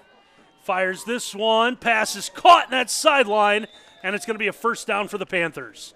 4th down and 2. And you're going to run a little flat route to the sideline with LeBeau. And how about the laser? Cadwell delivers. Just barely gets it in there. Not sure how he throws a ball that hard when it's that wet. Tremendous work by Cadwell to get the 1st down. And I think the worst thing out of LeBeau is he had a problem with the sock. He had to fix it. So nose of the football touching the 10-yard line. We're going to call it 1st and goal from the 10. Huge 4th down conversion there for Stryker. Try that double reverse. Ramon's going to cut this one upfield, weaves his way around. He's going to be thrown down at the 5. Ramon's going to get the toss. Looked like it was supposed to be a handoff, but LeBeau improvised and gave him a little bit of a toss. Makes me a little bit nervous watching Ramon carry that football, though. A little bit loose on the outside. Squeeze that up high. And you saw Waldron tried to take advantage of it by chopping it out. 2nd and goal from the 5, nearing the 9-minute mark here in our 3rd quarter in our scoreboard tonight. Brought to you by 3Chord, custom embroidery, screen printing, signs, and promotional items, all at 3chord.com.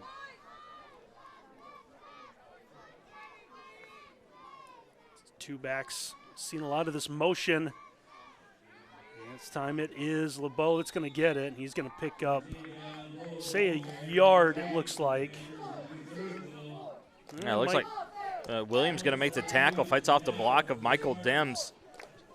On the outside, number 88, try to get it sealed, but good work by Williams, and this is a big 3rd down right here. Progress LeBeau still at the 5, so no gain on the play, so 3rd and goal from the 5. Stryker might kind of line up here. See that Bunch formation just off the line to the right side. Cadwell rolls that way, finds Ramon. He's going to reach out, and he's going to score the Panther touchdown. Yeah, you have to recognize formations, right? Why are they condensing and bunching up? Oh, because it's going to be out-breaking routes. The two inside receivers cleared out. Let the Ramon on the inside slot get to the flat. Cadwell breaks containment. Easy pitch and catch for another 6 points for Stryker. So Jacob Ramon in, Stryker back in front. Now they'll go for two here with 8:15 to go in the quarter. So is touchdown Ramon one of the Ramones? I was wondering who's going to make the first Ramon joke. I don't think Joey's here, though.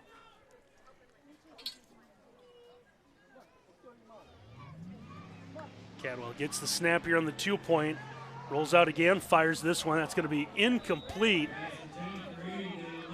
Good coverage there as Cam Kurtz hanging right with Montag. Yeah, Seth Williams was on top of him, and Cadwell's foot slipped just a little bit. I hope that 2-point conversion doesn't come back to haunt you at some point in time for Stryker, but you know, it's better to be ahead by 6 than behind by 6. 36-30, Stryker in front here, 8:15 to go in the third quarter. In our broadcast tonight, brought to you by Willis Electric, industrial, commercial, and residential contractors serving our community and beyond. Visit Willis.com to learn more.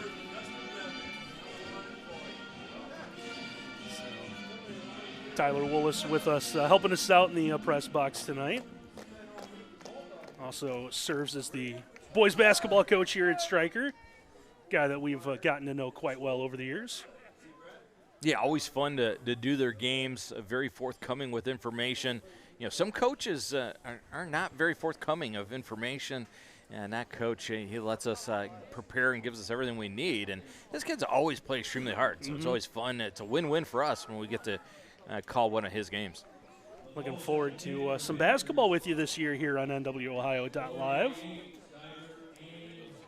Putting together a package of basketball games. We'll have some non-conference boys games. Also planning a girls, I guess we'll call it a showcase game of the week, the last 5 weeks of the regular season, as we kind of follow some of the league races and highlight some big games coming up second half of the girls basketball season. Yeah, with big district championships next week in volleyball as well. It's going to be fun here on NWOhio.live. Kickoff. This one's going to be fielded in play inside the 30-yard line. Ball's loose. This one loose. Stryker says they have it, and it's going to be Panther football. There's a Stiver on the return, I believe. And you'll see him get a big return. Just lost the handle. Yeah, I was saying was it chopped out, but it wasn't. Just kind of squirted out there. Yeah, wet football just came loose. Who's on the bottom of the pile? That is Montag with it. Stryker with a big turnover. They're going to have it right at midfield here. 8:09 left to go. We saw this with Waldron in the opening quarter. 2 touchdowns before Stryker's offense even sat out on the field. Yeah, they had that onside kick recovery, and now it's Stryker that gets the break. And Cardinal Sin, he had the ball on the inside, right? You always put that ball on the outside of the sideline arm, and it came back to haunt Waldron with that fumble. Cadwell, see those 2 backs in the backfield with them. Looks to throw here on first down. He's going to roll to the far side, and now he's going to tuck this and run. Tries to get back to the line of scrimmage. It looks like he might be a yard shy. He'll bring up 2nd and 11. That was Brexton Daly that got back there and forced Cadwell to leave the pocket. A really good discipline by Waldron in the secondary. Didn't leave their men nowhere to go with the football. Forced Cadwell to get out of bounds. It's going to be 2nd down and 10. Down box on the far side still showing first. I'm sure Stryker would take first down again. Yeah, they do eventually move it back. There we go. Put the down up. It's the officials on top of it. Yeah, big cushion on the slot to the near side. Pass is going to come that way. It's going to be caught for short gain. LeBeau comes up with this one. Alex Shamplo just going to pass the outside receiver off to the safety and then play his flat responsibility. and he comes up in a big way.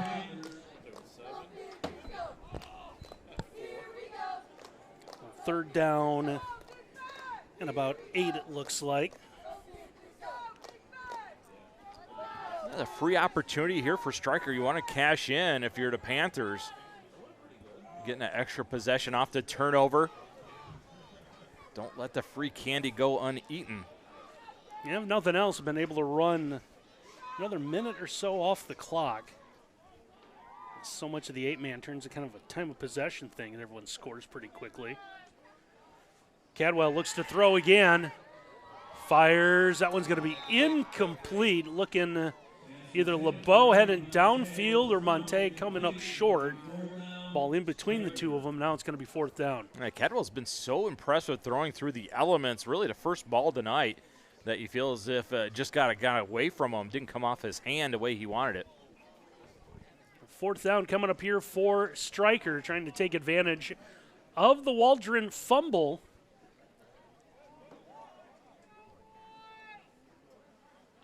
Now looks like the official's asking for a new football. Now, that's a smart ball boy. You know why? Because he ran it out there. You don't throw it and let it roll around? I had that happen a couple of times back in my day. You keep a dry football for a throw down, and your young ball boy throws it to an official short, and it rolls onto wet grass. 4th down coming up here for Stryker. Cadwell looking to throw, has time, fires this one incomplete. Flag's coming out here as Cam Kurtz going to put the tomahawk chop through the hands of Montag, trying to haul in that pass. Well, let's take a look at it. Coming to your near sideline. Yeah, you see the left hand wrapped around. And clearly going to be interference. Really didn't need to do it. Cam Kurtz kind of panicked. I'm not sure it would have been a completed pass without the hold, but that's going to allow Stryker new life here on getting 1st down. The key penalty on 4th down will give Stryker a 1st down here as they're going to move this to the 32-yard line.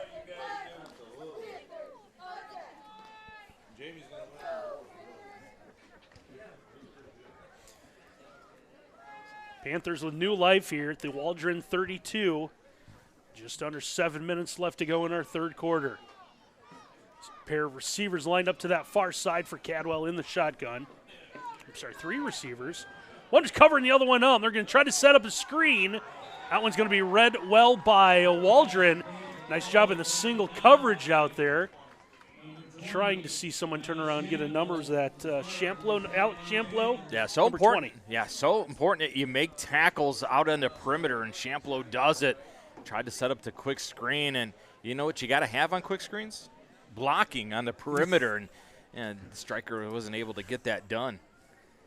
Loss of about 5 on the play is going to bring up second. Let's say it's 6. 2nd and 16, back to the 36.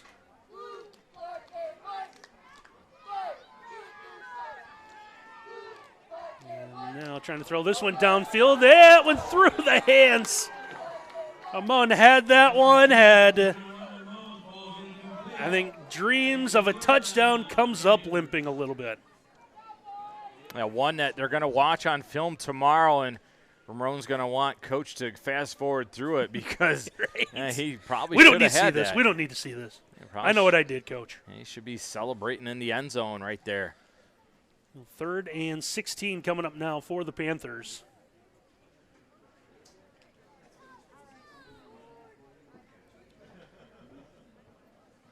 Really got to feeling good about themselves. They go up 2 scores here. Saw Waldron do that earlier. Stryker able to battle back. Looking to throw. This time they'll go to LeBeau. That one's going to be over his head. Incomplete. Going to turn the wrong way at first.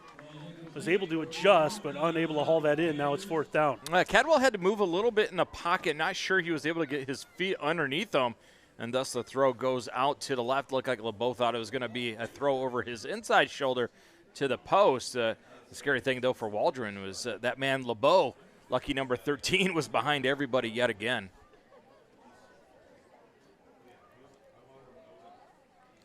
As Cadwell goes to the sideline, gets the play, now over to his huddle here. You just can't throw vertical enough to him, can you? I mean, he has just lived behind this Waldron secondary all game long. Hard not to call that every play, right? Yeah, other than that, you're going to wear them out. But, yeah, you got to definitely take a shot every single time you have the football. Cadwell will have it back with him in the backfield. He's in the shotgun, 4th and 16. Cadwell rolls out, trying to try his hands, trying to set to throw this football, and this one's going to be caught. What an adjustment back at the 15-yard line. That's going to be enough for a first down and a big play after dropping it. It is Jacob Ramon that's going to step up here. How about Cadwell wiping his hand off as he's rolling around? And he's going to find Ramon, who had that drop moments ago, but he makes up for it in a big way there, doesn't he? Steadied himself, make sure he was going to hang on to the football. Big play on 4th down. So a penalty and now a 4th down conversion here. And it's going to be 1st and 10 at the Waldron 15-yard line. I don't know if I've ever seen a quarterback wipe his hand off while he's rolling around. That was some kind of play. Cadwell's going to lose the handle of the snap, and he's going to fall on it back near the 20.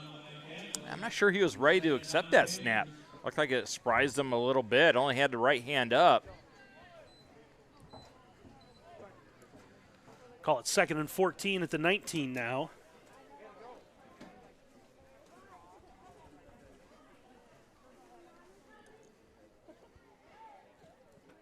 Yeah, both these quarterbacks wearing a path out to their sideline to get the play call. Still doesn't explain kind of the one spot in the middle of the field. I have a feeling that gator that was going around in that pregame might have had something to do with that. Running the inside pitch, that one read well by Waldron. That first time we able to call Sam Williams in the second half, the middle linebacker, number 11. Yeah, well disciplined, waited for it, came back to it. Yeah, no gain on the play. It's going to bring up 3rd and 14. You sure you didn't take your truck out there earlier? My truck way got stuck. Who you kidding? I don't have one of those big country trucks. City truck? I don't understand what the... I do have a little city truck. Maybe your Nova was out there digging away. Well, 3rd and 14 coming up here for the Panthers. And now we've got flags and whistles. We'll get a false start here. So 3rd and 14 wasn't challenging enough. We're going to make it 3rd and 19. Daly, number 55 for Waldron. He was the first one to call it out. He started pointing at the back, moved and didn't get set. So every official here had to throw a flag on it.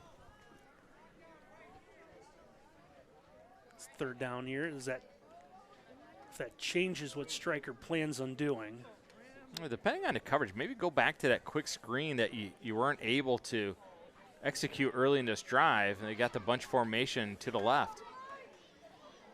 Cadwell is going to roll out the opposite side. Lays this one in for Ramon. He's going to hang on to that one.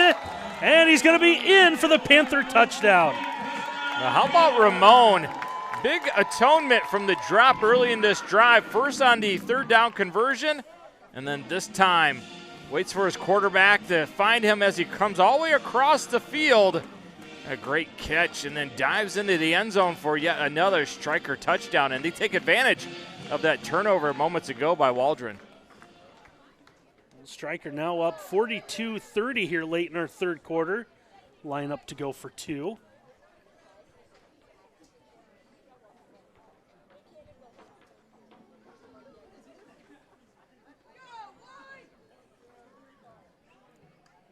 Cadwell gets the snap. That one came in about shoulder high. Gets it underneath here, trying to fight for yardage, but it looks like Carl Glenn will come up a little short, so the 2 points going to be no good. However, Stryker now with a 2-score lead, 42-30 on our 3-quarter scoreboard late in our 3rd quarter. And I want to tell you that our broadcast tonight brought to you by the Stryker Athletic Boosters, supporting all the student athletes in Stryker. Visit our Facebook page. Better yet, become a member today of the Stryker Athletic Boosters.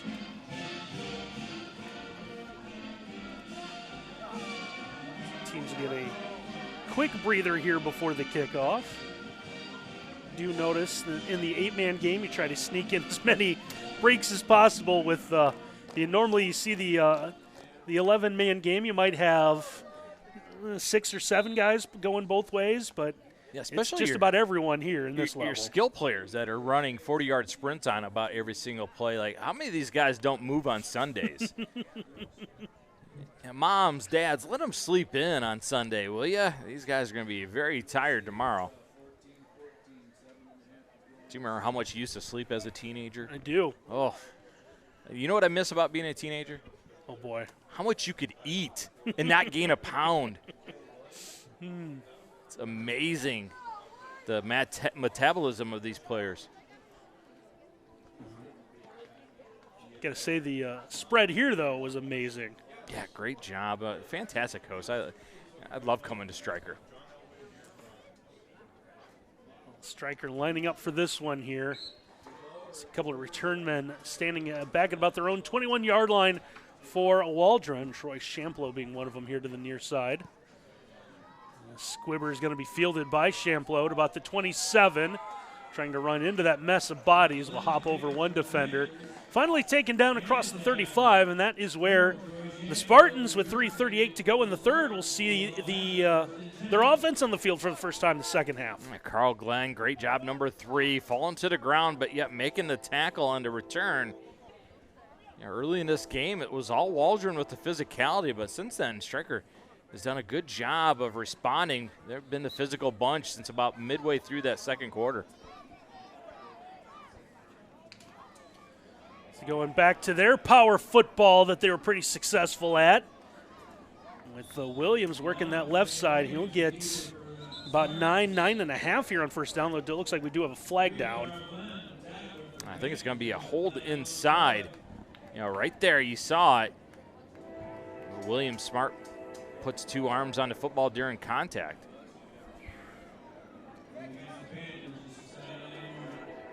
So, it's sideline warning. Actually going to be a sideline warning. It's good to see in 8-man football, too, that to see you get the sideline warning. The sideline warning travels in the different levels of football. I don't care how many times you tell the kids to get behind the line. It's like a magnet. They want to get close to the field. It's a lot easier, though, in an 8-man game to figure out which player it was, right, that went over the line.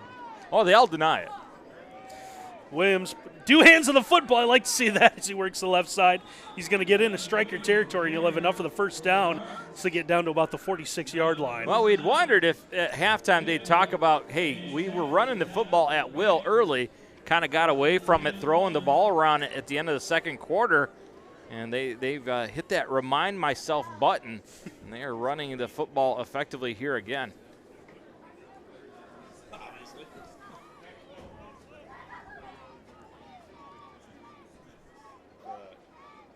Lined up once again is Waldron, that power look. Sam Williams. Williams has found some of that left side. He's got a convoy of blockers. Downfield he goes. Finally, he's going to be brought down inside the 30. Oh, boy, you might as well call him Rubber Ducky because he called it right, man. This is a convoy all the way in front of him. Look at that. Great job blocking upfield by white jerseys. The only thing that could stop them was Ernest Borgnine, but he's not around. First down for Waldron. They're going to mark this at about the 26-yard line. So you don't know the movie The Fog, but you know Convoy. Yes. Man, that is fantastic. Williams again. Does he have to run to the sideline just to hear Coach say same play and then come back? That's right. Hey, run it until they stop it, and right now Stryker's not stopping it. They are chewing up some yardage with the run game. Stick with it. Yeah, Williams, he looks like one tired fella. Yeah, picks up about 8 yards there. 2nd and 2 coming up.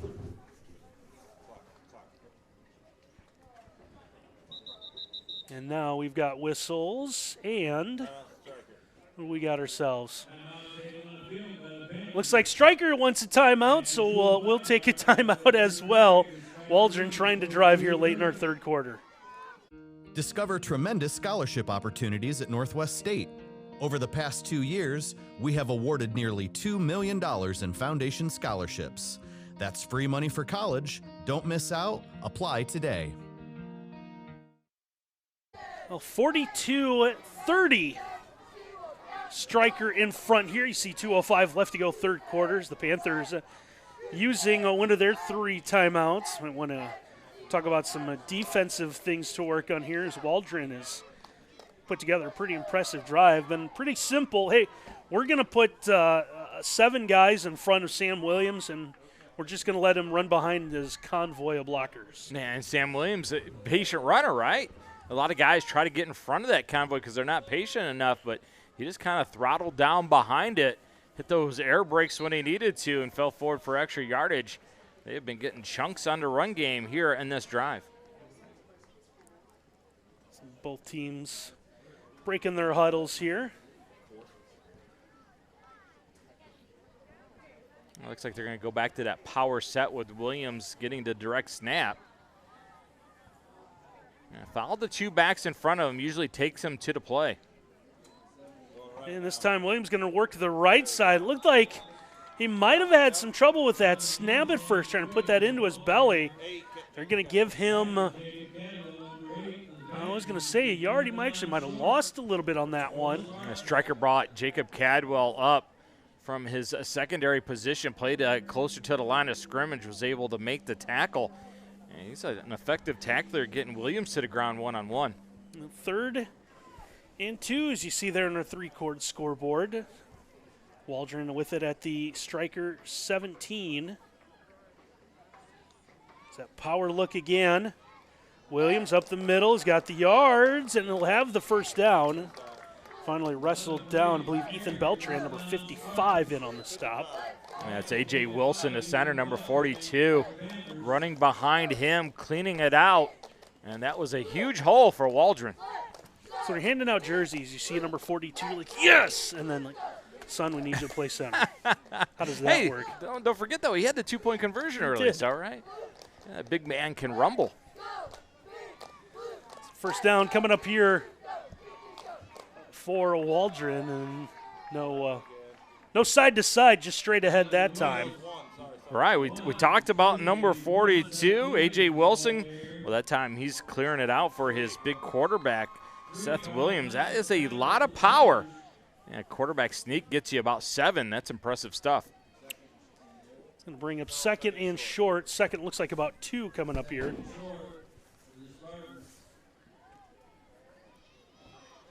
Line up, give it to that first man through. This time it is Alex Champlow, and he will be, looks like just shy of the goal line, but it's going to be 1st and goal here. Clock will stop while they set the chains. See 30 seconds to go in the quarter. Yeah, it wasn't the cleanest exchange for Waldron, but they are able to get it. Yeah, Waldron trying to get a score before the quarter comes to an end. They're going to go straight ahead with Seth Williams, and it looks like he is in for the Waldron touchdown. Well, you just kind of knew they were going to come back to it because they ran the sneak earlier in this drive for about 7 yards. You only need about 1 that time. Yeah, it's just a big quarterback. Get a little push behind him. Foul the big center, A.J. Wilson, in. Too easy for Waldron. And just again, every time it looks like one team's going to pull away, the other one responds. And this time it's Waldron that answers in a big way. So now 42-36. We'll see what Spartans have for 2 here. Trying the pitch and get this one to the outside. Going to Cam Kurtz. And the 2-point is going to be good. Yeah, really good job by Kurtz. Following Williams, and then gets one man to beat, and then uses that stiff arm. Oh, that's some physicality, saying, get off me, because I am him. I'm going to get the 2-point. So now 42-38, Stryker with the lead. 19 seconds left to go here in our third quarter. I want to tell you that our broadcast tonight also brought to you by Optimal Performance Fitness. Fitness coaching in a team setting of like-minded individuals. You can visit them in Napoleon at 1445 Scott Street. It's our friends at Optimal Performance Fitness. Because when you look at me, clearly you think Optimal Performance Fitness. Well, I got an idea, right? If we're going to take on the 8-man champs, right, we better I need to look like that guy. We better get with our buddies at Optimal Performance Fitness because they're going to have to help us get in that 8-man championship form. I know they.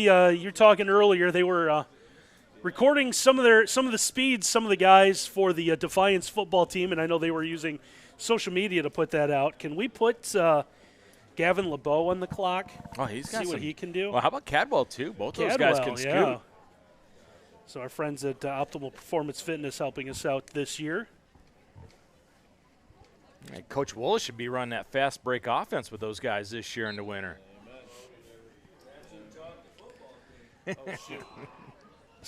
Another squibber. This one's going to be fielded by the Panthers.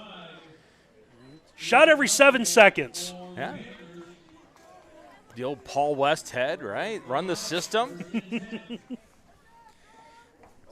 There we go. We got there. You heard it. You heard it here. Now, if somebody in the GMC, or the BBC rather, if someone scores over 40, do they stop the game and award the ball to the team? Like, this is the highest point total in years? See, what my friend Miles doesn't know, and there's people of a certain age in here will know this, that the Buckeye Border Conference once upon a time played absolutely no defense. It was and games were in the 70s and 80s. It is a grinded-up affair nowadays. It has changed over the past 20-ish years. Pitch on first down, trying to get this one to the outside. As Ramon trying to break that free. It looks like a little slow to get up here. Cam Kurtz recognizes Ramon getting the pitch and flies up. And he's going to get some help by Brexton Daly to clean it up. Good to see Daly back on the field. He was kind of limping off a drive ago, and unfortunately for Stryker, there's a guy down. Yeah, it is Ramon, I believe. Looking at this here, just a couple of seconds left in the quarter. See the training staff taking a look at that ankle or calf. Maybe. They're kind of massaging that calf. Hopefully he's going to be okay. It looks like he's going to be all right. They're going to get him up. So he will get a little bit of a break here. Stryker don't even really have to run one more play. I think this will be whistled in once he's cleared up, and then they might just let this 2 seconds run off and take the quarter break. We'll see what Stryker elects to do. Got him over to the bench so they can get a better look at him. He's laboring, though. You can see his reaction. He's got a little bit of pain going on down there. So they do put it in play, and that is going to be the end of our third quarter. But we got a good one going on here in Stryker, 42-38. We'll have the fourth quarter for you up next here on NWOhio.live. If you're looking for a sweet career, Spangler Candy Company is hiring. Spangler's positive work culture, excellent benefits, work-life balance, and competitive pay make it one of the most respected employers in Northwest Ohio. Visit SpanglerCandy.com to learn about available jobs in production, maintenance, and other skilled trades. Spangler makes nationally recognized and beloved candy brands, including Dum Dums, Candy Canes, and Bit-O-Honey. We'd love to tell you more about how you can grow with our company. Apply today at www.spanglercandy.com. Hey, Bobo, do trees tell each other stories? I'm sorry. I'm afraid I don't know that. Hey, why don't we go find out? Listen.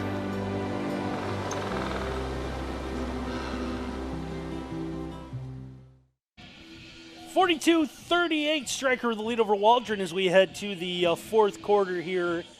Senior night in Stryker as they wrap up the home portion. Technically, this is the regular season finale. Stryker will be involved in the, I believe, the consolation game of the Northern 8 football playoffs. It'll be Stryker and Sebring-McKinley. I see him still working on Ramon on that left ankle. You wonder if they're trying to rewrap that, it looks like. Trying to see what happened there. I thought initially it was a calf because they were massaging on the field, but it looks like it's an ankle issue. Second down coming up here for Strykers. We set to begin quarter number 4. We're going to call it 2nd and 18. Cadwell looking to throw, trying to step up, and he's going to be thrown down. Ball's going to come loose. Still squirt loose. Stryker somehow is going to maintain possession. Yeah, an odd play. You see Cadwell, he's going to feel the pressure, step up in the pocket. Now, is this a fumble or is he throwing it? It looked like he was trying to throw it but couldn't get the arm to go forward. That it was Williams that causes the fumble. 1, 2, 3, 2 guys, and finally Stryker player right there as that one squirted through 2 sets of hands. Officials are going to talk about this. Are they going to rule it incomplete? Hey, Cadwell got up. Yeah, that might be the call here. Yeah, Cadwell was saying all along, I was throwing that football, sir. And he's going to get the benefit of the doubt on that call. Take a look at this one more time. Now, this is not the Patriots versus the Raiders. The tuck rule not in effect. Yeah, you see the arm going forward. Just because he is getting contacted for the sack doesn't mean it's not a pass attempt. Ball goes forward, but is obviously affected by the hit by Williams. It ends up being an incomplete pass. 3rd down coming up now for the Panthers. Cadwell looking to throw, fires this one short. Pass is caught. Trying to use the official as a pick. Eli Capps comes up with that one, but it's going to bring up 4th, and it looks like about 10 still. Eli Capps has had himself a pretty good football game. That's a sophomore that he's going to be a really good football player for a Stryker the last 2 years. Showed up big time, making a couple open field tackles on defense, that time getting involved with a short pass. 4th and 10 coming up here for Stryker. They'll go for it from their own 45, holding on to this 4-point lead in our 3-quart scoreboard.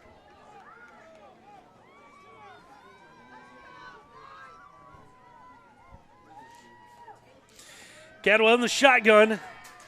Looking, steps up, fires this one, and it's going to be caught.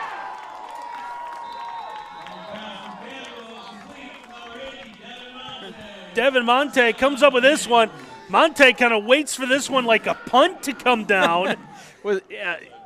Not sure this was the throw that Cadwell wanted. I thought maybe it had been contacted, but hey, just leave it up in the air, let Monte go get it. And you're right, partner. You could easily fair caught that one. An unusual play, but Stryker will take it for the 1st down. And whatever it takes, they've got it down now to the Waldron 20, looks like the 25 or so.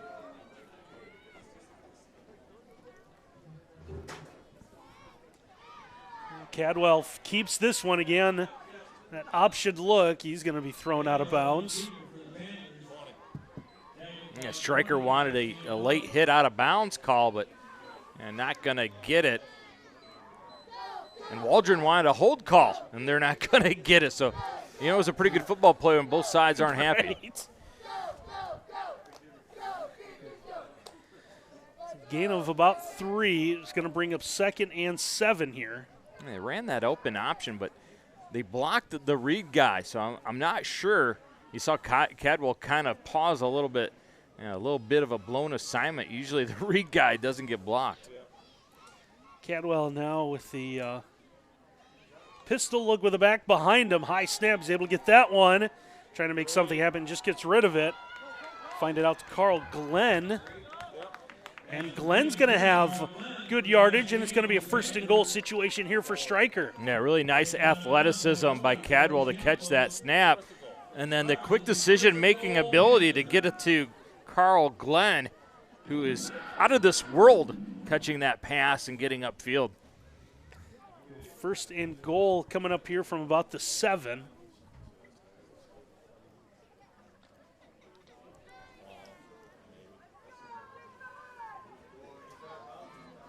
Kind of a methodical drive here by Stryker. Just eating clock, moving along slowly. Cadwell looks again, firing for the corner. This one's going to be incomplete. No flag thrown. Good coverage out there by Gabe Stiver. Really good job by the officials. 2 guys looking at it, and neither one gets an advantage of the contact. Cadwell, smart move going back to him. He hasn't been stopped all night long. Cadwell with the universal quarterback signage. Flag needs to be thrown. And Gavin LeBeau and Cadwell, what a duo they have been tonight.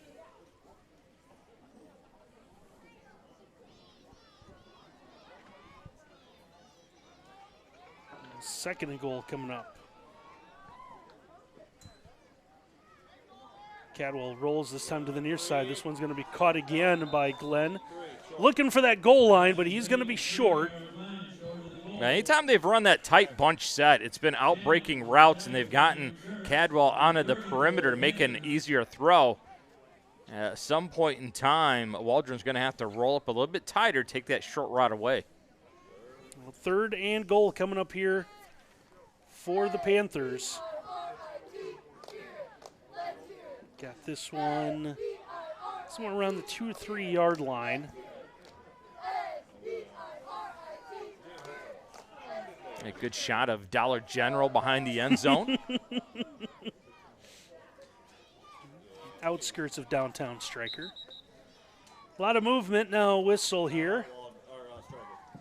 And it looks like the Panthers want to make sure that everyone in the correct position, so they'll take a timeout. So with a timeout on the field, we'll take one as well here with Stryker threatening to add on to their lead.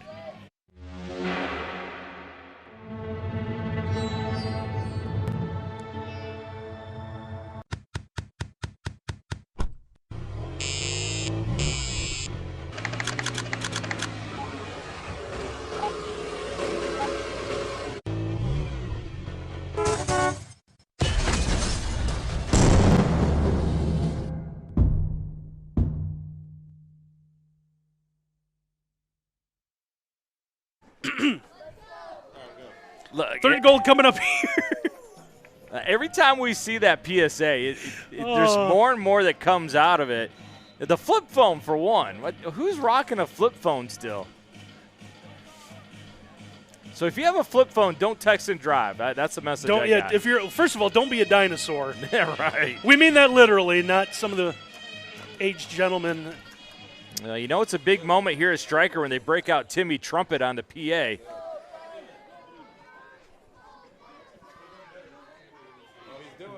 Third and goal coming up here. And how about just the pile straight ahead play.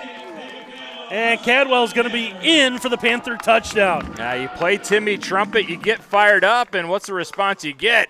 Cadwell on a quarterback sneak for the touchdown. That is a big score for Stryker, making this a 2-score game again. 48-38, we'll see the extra point coming here.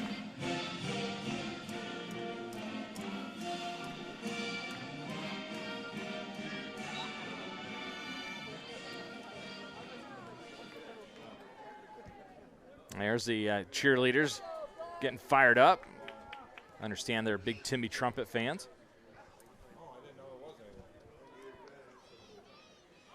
Cadwell's going to get rid of this one. He gets the flip out. LeBeau trying to fight his way in, but he's going to be short. So the 2-point no good, but Stryker is going to have a 10-point lead here with 8:51 left to go on our 3-quarter scoreboard. Sam Williams coming from the linebacker spot, flying all the way out, taking care of the option pitch and making the tackle. Stryker's been able to score, but 2 points here of late have been very difficult for them. Let me tell you that our broadcast tonight also brought to you by our friends at Freedom Sales and Service located in Napoleon. He is your local hustler dealer, handles all types of mowers. Go see your friend Jason Leip there. Freedom Sales and Service. Getting to be that time of year where you're probably mowing one more time. I don't know, after this rain, probably got to go out there one more time, right? No, sure. Right. Freeze, the first freeze coming soon, but maybe you come out next spring. Mower might not running at its best. Go see our friend Jason Leip. Freedom Sales and Service on East Riverview in Napoleon. Now, did I hear the weather report correctly where they said the first freeze is going to be on Monday? Is that true? Yeah, I thought that's what I heard. Yeah, I check my weather religiously every week, or every day rather, and I thought they said on Monday. I might be wrong. It might be tomorrow or Tuesday. But I guarantee this, we will have a frost soon. We will have one. There is one camera operator that will not be affected by the frost. That's our favorite camera op, RoboCam. Done a great job tonight. He has stood out there in all weather and has done it with aplomb. All of our camera ops have. Yeah, but none like RoboCam. RoboCam does the best job, doesn't he? He's fantastic. Doesn't talk back, which we appreciate. Yeah. Most receiving yards by Gavin in the season and most passing yards by... Here we go, little onside kick. One will head out of bounds. So Waldron will have a solid field position to start here. I think they'll take this one where it went out of bounds at, not back at the 35.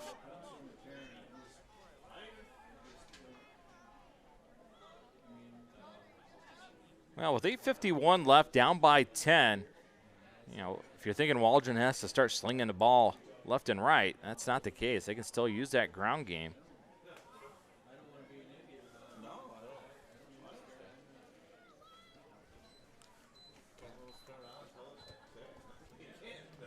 So the officials, they're going to mark off 5 yards for the penalty, I guess, and move this up to the 49, or maybe they just had the wrong spot first. Waldron will take over here just shy of midfield. Now they'll get into Stryker territory. Good run on first down, Sam Williams. He'll get first down yardage inside the Stryker 40. I don't know what the school record is for most rushing attempts where you get 9 yards or 10 or 11, but Williams got to be close to setting that, because how many times has he carried and gotten a first down just a little bit more? He has been a delight to watch for this Waldron offense. It's very specific. Most Yeah, running yards, most carries of gains of 9, 10, or 11. Did you see that hanging in the gym? Well, the way schools are now, that wouldn't surprise me. Williams working that left side again into the open field, and he's going to be out of bounds inside the 20-yard line. They're running really their most successful run play of the night, that student body where they get 1, 2, 3, 4, 5 guys in front leading the way. Tremendous work by Alec Champlow clearing it out. You get guys that pull out in front of you, but it's better when they get out in front of you and they block somebody. Well, Waldron will have this one at the Stryker 17, first down, nearing the 8-minute mark. Sam Williams in that shotgun, turns it up left side, puts the head down. He'll get a couple. I think it's Vance Chappell that's going to come up and make that tackle. Yeah, good catch it from behind. And then big number 99, Owen Zachrich, gets involved. 5'9", 285 with the atomic splash. That's what my driver's license says. The atomic splash? Yes, atomic splash, first, last name.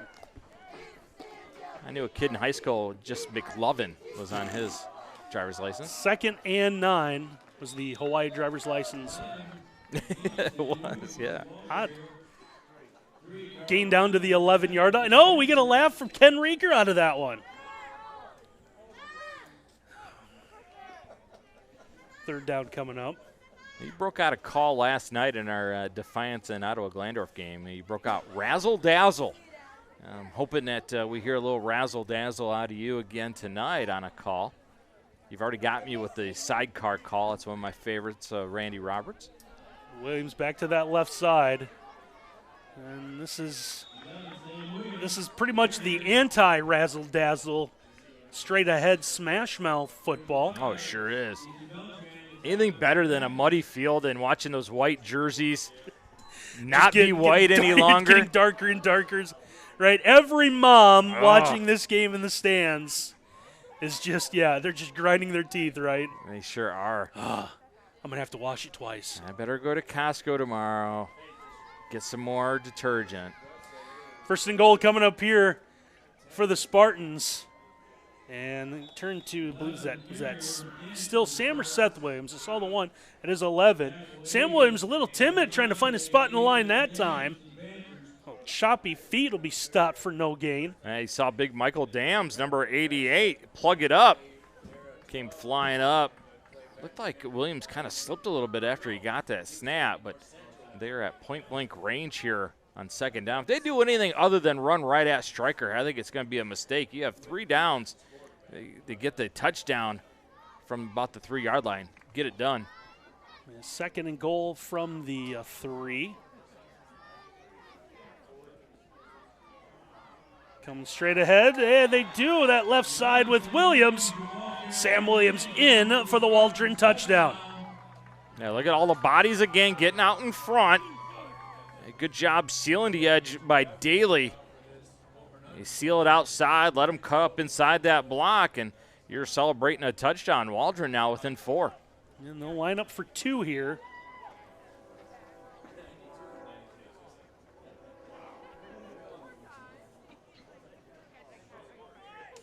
Turning back to Seth Williams at quarterback. He'll line up under center.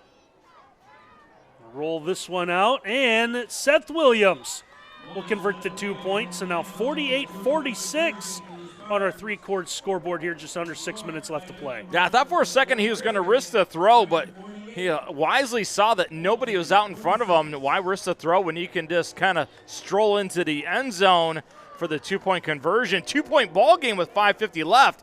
This is a lot of fun, buddy. Again, we want to thank our scoreboard sponsor tonight, 3Chord. Visit them, all your needs, custom embroidery, screen printing, signs, and promotional items. You can visit them online, 3chord.com. Visit their locations in Archbold, Napoleon, and the beautiful city of Bowling Green. I can't believe you said beautiful city of Bowling Green.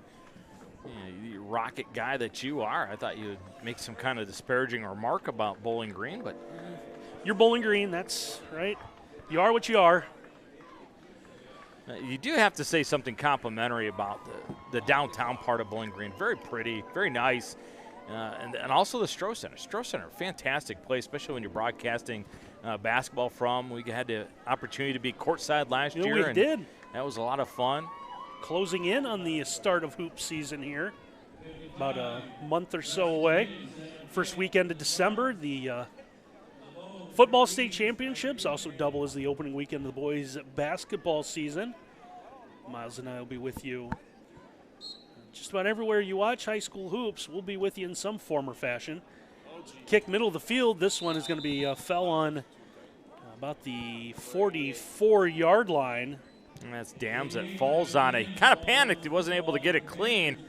Didn't panic too much. He was able to grab it up, and I like the officials. They whistle it dead right away. In the old days, remember, you'd be on the ground with the ball, and then they'd allow guys just jump all over you, right? Next thing you know, you got bruised ribs. And a good job by the officials whistling that quickly. It's a good field position for Stryker here.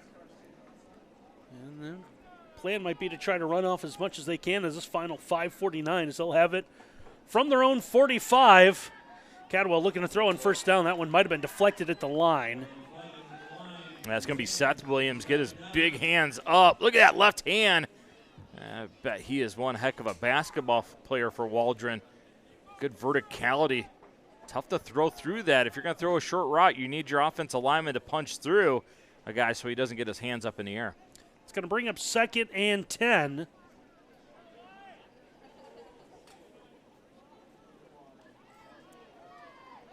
Stryker back in that pistol look. Cadwell trying to step up. He's going to fire this one. Floats this one out. LeBeau able to turn upfield. Someone tried to grab him by the jersey. He was able to stay on his feet and finally is down at about the 25-yard line. Yeah, LeBeau, he is just a football magnet, isn't he?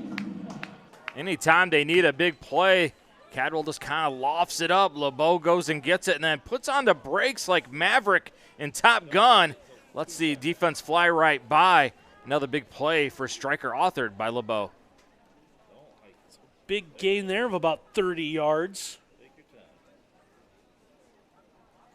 About 31. They're going to mark that inside the 25 to the 24. Pistol look again here, just over 5 to play. Now the back come up. Step up to the left hip of Cadwell. Look at Cadwell communicating with LeBeau outside. Let this run down as far as they can. Yeah, this one always gets me, right? You're an offensive lineman and you want to come off the football and your quarterback waits and waits and waits, and then all of a sudden there's going to be a false start and you're going to get blamed for it. No, coach, tell him to snap the football. I'm a big guy. I can't stay in a three-point stance for an hour.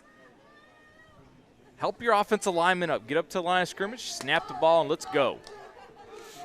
Or if you're going to wait in the huddle. I like that as well. So Stryker will come back out here. This penalty's going to back him up. 1st and 15 from the Waldron 29. Play clock again down to 2. Snap this one. Nice job getting that one out in the slant. Pass is caught. Yeah, just one of those on-site recognitions. Huge cushion over top LeBeau because he's been able to burn him left and right tonight. Good work by Cadwell and LeBeau seeing it, just hitching up, getting free yardage.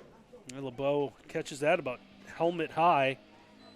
It's going to bring up 2nd and 9 back near the original line of scrimmage. More importantly, that number that's running on the right side of our 3-chord scoreboard is the important one if you're a Stryker fan.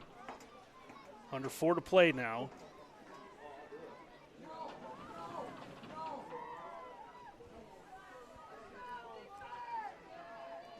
Cadwell stares directly at the play clock, and he'll snap this one with under 5. Rolls out, looks to throw. That one's going to be incomplete. Had a man open.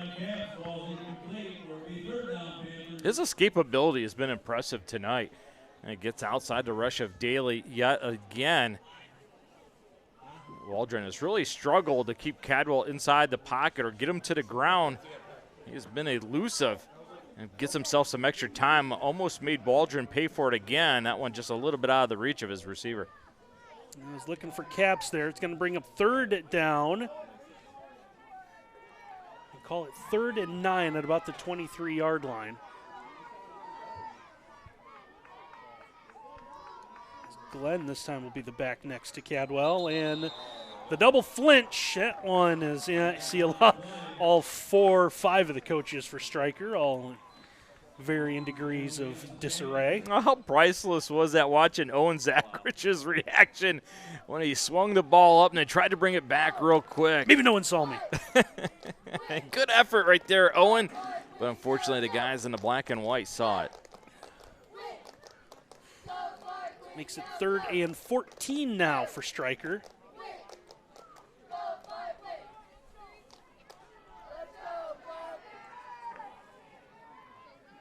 Stryker, different look. You see all their coaches on the sideline. Someone tried to come up there and take a big chop. Cadwell's going to come out and get some yardage here. Don't think he'll have enough for the 1st down. Yeah, Sam Williams is going to come finally get him. And we talked about the ability to get out of the pocket left and right. Well, this time Cadwell's going to maneuver up in the pocket, get some positive yardage, but can't get out of Sam Williams' stretched out arms, gets him to the ground, sets up a huge 4th down in this football game. Saw Daly on the rush, going to come in and make an effort to knock that ball free. So 4th and 3 coming up here for Stryker. LeBeau's going to be in the slot. Cadwell gets the snap, rolls to that far side. Gonna take off and run, and he knows right where the ball's at. He's going to pull the NFL move. Ooh, look at that spot. Watch this. You see the move a lot in the professional ranks. You're going to reach out, but the officials, I think, is going to mark him down where he goes out at as they drop the marker when Cadwell's coming at him. Yeah, he stuck the football out after he stepped out of bounds. A good recognition by Stiver for Waldron taking the out route away. By about half a football, Stryker's going to have a 1st down. How about your senior quarterback? You need a big play. He's done it all night long with his arm. This time uses his feet. And the initial out route by LeBeau was covered by Stiver. Well, no big deal. I'm just going to find it with my feet. On senior night, your senior quarterback makes a big play. As Cadwell comes up big. And now fresh set of downs for the Panthers here with 2:38 to go.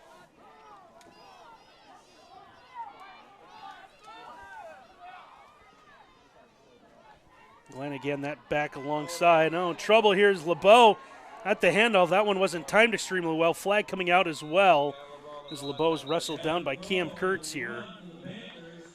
See what the penalty is. Oh, was that dangerous? How about the thigh pad helping out, maintain possession? That ball was almost on the ground. And Cadwell's going to go up and talk to one of his receivers. I think was supposed to be a block on the reverse. Didn't get the block done, and thus the hold. Yeah, is that Carl Glenn just going to be called really a hold, more of a kind of standing in the way type situation. He's running a pick, right? Yeah, something. Pick and roll, coach.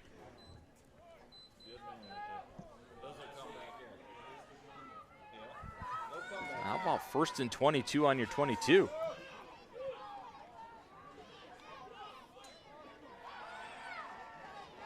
Safe pass gets this one out to Carl Glenn. Glenn able to turn upfield. Some yardage there inside the 15, down to about the 14, maybe 13-yard line.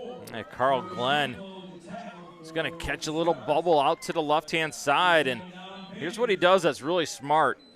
Has an opportunity to go out of bounds, doesn't take it, stays in bounds, lets that clock continue to run, and you can't say enough about Cadwell getting rid of that football before the rush got to him.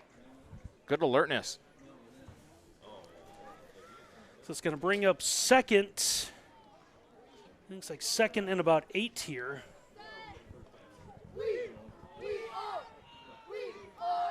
Stryker really love another score, but really about a first down would do it here.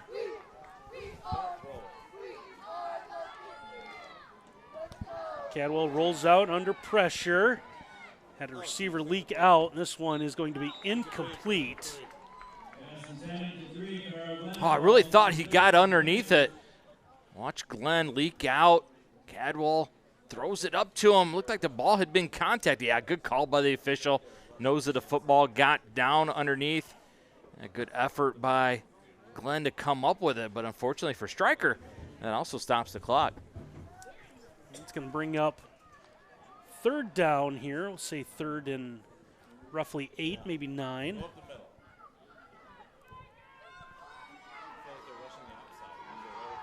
Stryker does have the opportunity to get a first down, and it says 3rd and 13. And they might do a little bit more than that, as Jacob Cadwell might be trying to put this one away with a touchdown. Now, a huge drive for Cadwell. He's done it with his arm, a couple times now with his feet. And he gets a tremendous block by Owen Zachrich on the quarterback draw, and the senior quarterback might have clinched a victory here on Cedar Night at Stryker. 54-46 with a minute 24 to go. A huge 2-point conversion coming up here.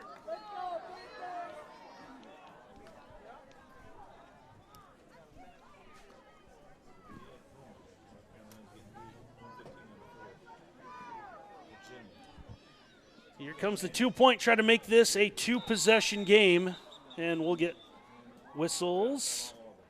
And Waldron wants to talk about it. Interesting that Waldron called timeout there. They're going to need that timeout when they get the football back. You're thinking this is 8. So it's more important, I guess, to keep this a 1-possession game than to save the timeouts for offense.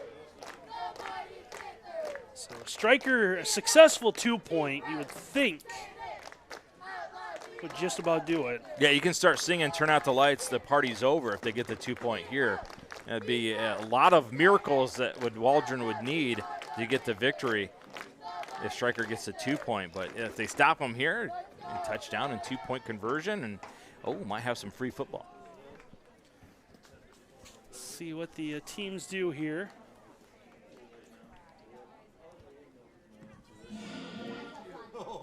Stryker ready to line up for the 2-point once again. Run the best play you have all year. Cadwell in the shotgun. Looks to throw this one, and LeBeau is going to beat his defender.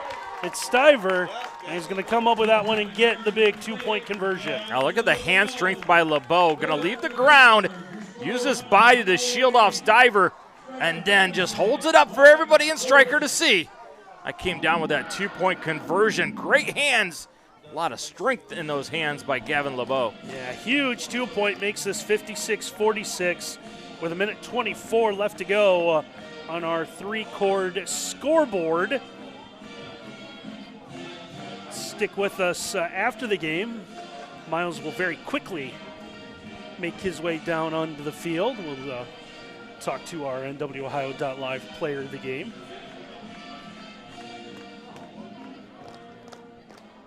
Got a couple ideas on who Miles is going to go get. A lot of big plays out of a couple fellows for this Stryker offense. And Cadwell uses his feet to score the touchdown. LeBeau uses his hands to get the 2-point. kicking unit out here for the Panthers.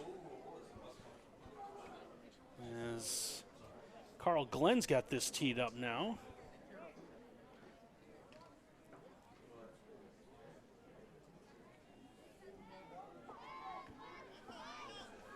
You want to be careful where you kick this thing. Last thing you want to do is give up a kickoff return for a touchdown. And Waldron will be able to get an onside kick opportunity. And this one might go straight out of bounds. That is the plan. So Waldron will get this one. See where they marked it at about the 38. So you'll take it where it went out of bounds, and Waldron will start working on offense. So minute and 24, they need a score. Well, they're actually going to say it crossed out at the 42. Well, they're going to get a 5-yard penalty. Oh, yep, that makes sense from the 37 done. Yep. A 5-yard penalty for kicking out of bounds. Should be more, shouldn't it?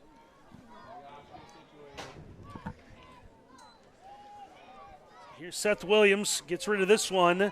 Just dumps this one off to Sam Williams. That one read well by the Panthers. Yeah, Ethan Beltran, good discipline by him. Playing the linebacker spot, come up, make the tackle. Waldron will quickly get to the line here, trying to save timeouts. They have trouble on the snap. This one's going to be grabbed as Seth Williams will fall on top of it here. And now Waldron is stuck in a tough situation. It's going to be 3rd and long as the Spartans are going to take a timeout. So with a timeout on the field, Waldron trying to figure out what they want to do here with a big 3rd down. We'll take one as well at NWOhio.live. Meet the Scan, a simple procedure whose mission is to detect lung cancer early.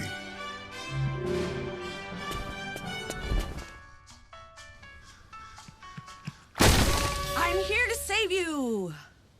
But I feel fine. That's great, but you may still be at high risk for lung cancer. Oh man, that's a new fence. If you smoke, early detection could save your life. Learn more at savedbythescan.org. 3rd and 17 will be coming up here for Waldron. So their cheerleaders trying to come up with something, get their fans fired up. The mini cheerleaders, big night here. And so Waldron fans made the short trip, but about 20 minutes between Waldron and Stryker, he says with a question mark. Big 3rd down coming up here. It's going to be 3rd and 17.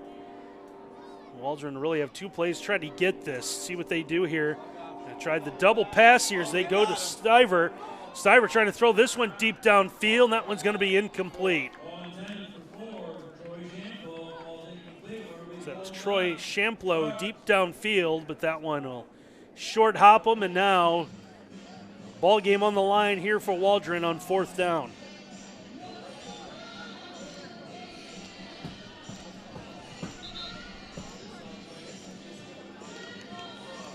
And it looks like Waldron will take their final timeout, I do believe. Talk about what they want to do here on 4th down.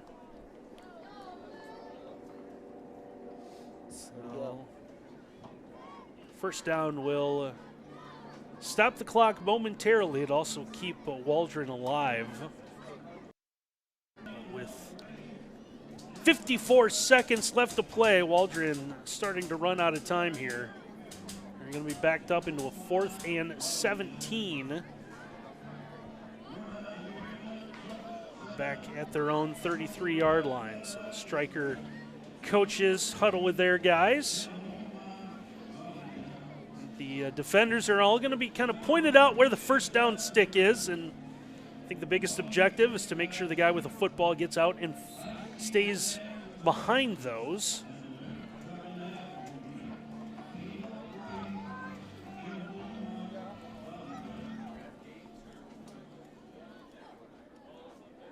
A 4th down coming up here for Waldron.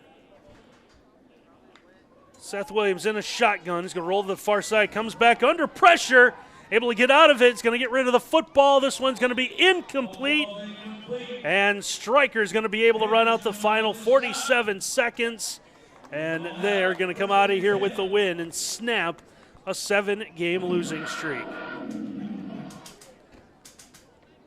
Stryker will take at least one snap here as they get the correct personnel that they want on the field. Officials will take a moment here, set the chains, make sure they get those where they want them at.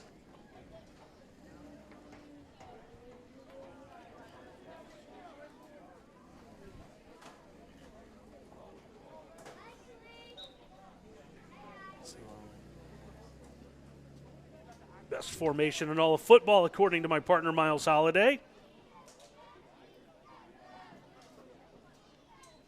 And Stryker will take the one knee. And they will see if they can hold off the play clock, and officials will hold it up just long enough where Stryker won't have to snap the ball again.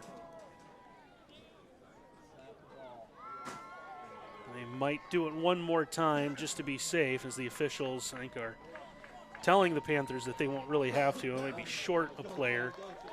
Now they want to make sure they get some other players in, want to make sure that everyone gets the opportunity to play here. Sean Buer, number 66, will come out there. Get the snap, take the knee, and it looks like that is going to do it. Stryker Panthers able to come away with a win. They knock off the Waldron Spartans on senior night, 56-46. We'll take a quick timeout. When we come back, we'll head down to the field with our Miles Holliday. Big win tonight for the Stryker Panthers. They knock off Waldron here on senior night, 56-46. Our first veteran 8-man football on NWOhio.live, and our player of the game down on the field with our Miles Holliday. Yeah, Gavin LeBeau, big night for you guys. You got down big early, though, 16-0. They were running the football at will. How were you guys able to stop that run game? Our coach had to talk with us. We moved our DNs in. We adjusted our defense and just made the plays when we need to. Yeah, making tackles is important against that run game, isn't it? Yes, sir. Yeah, you guys had a big night explosively, especially you. 4 touchdowns tonight. It looked like the vertical game with you and Cadwell was just clicking. Was it just one of those nights where you guys felt like you were in sync? We always have a little touch together. All praise goes back to my QB, though. Caddy's the guy. Yeah, but how about you, though? You getting vertical. Was it just one of those special nights where you just felt like no one could cover you? I felt good. I noticed that their DBs were playing deep back. I used a little jab step to turn them off and take them deep. Yeah, how important is this? Your last time out here as a senior, you got those emotions running through. How important was it to get a win here tonight on senior night? Feels amazing, especially all the boys, my family. Feels great. Yeah, congratulations. Great night for you. Gavin LeBeau, our NWOhio.live player of the game. Yeah, big night for him offensively as Stryker able to come away and battle back. They were tested, trailing 16-0 early, but a big win for them as they come from behind to win 56-46 here on senior night. I want to thank everyone making our night possible here in Stryker for some 8-man football. Starts with Ken Holstoppel's a busy guy serving as both the athletic director and head football coach. I want to thank our director, Ken Reeker, along with Curtis and John with the work that they've done on the cameras out in that rain all night long. So 56-46, the final. Stryker ends up getting the win over Waldron. For my partner, Miles Holliday, and our entire NWOhio.live team, I'm Randy Roberts. Thanks for watching, everyone.